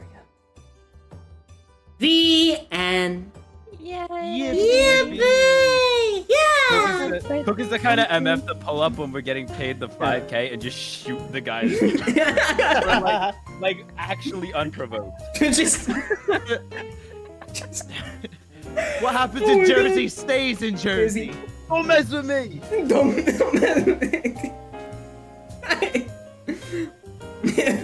roll thine pockets, knave. Empty him. Empty thine pockets. I shall Yes. taketh thy jade. What kingdom doth thou come from? Thou be punished. to serfhood on this day. Never mess with a fellow from Chicago. From the old kingdom of Chicago. God King forgive you! I won't! Oh my I'm God. from the blocks of thine Chicago. The O block. Well, that was Vtuber D&D. Did you guys have fun? Yeah. That Yeah. was super That was a fun. really good That was- campaign. I like what you did there. That you cooked. I'm Yeah. fucking flabbergasted that you had a 9mm in your fucking That's inventory. the whip. I'm still affected by the whiplash. That was insane. I can't was believe absolutely- that went through. When I was helping Nico make her sheet, I was sharing her screen. I saw her type 9mm. I was like, don't forget to give yourself ammo. And I was like, there's no way Gunky doesn't see it. Okay, so I didn't see it, and then she calls it out. My mistake was not saying that she couldn't have it. I think that was my mistake. But you know what? At least it was used in the best way possible. It was used in the best, and thank you for that. And thank you for that, Of Nico. course. I appreciate it. That's all I Actually ever wanted it played before. the game correctly, and Yes. it was really funny. That was really good. That was really good. I'm glad you guys have fun. I do appreciate you. I do appreciate you guys for stopping by. I know you're all very, very busy. Have a nice night, everybody. Thank you for tuning in. Thank you guys for coming on board. Bye bye. Of course. Bye bye. Wow. I miss them every day.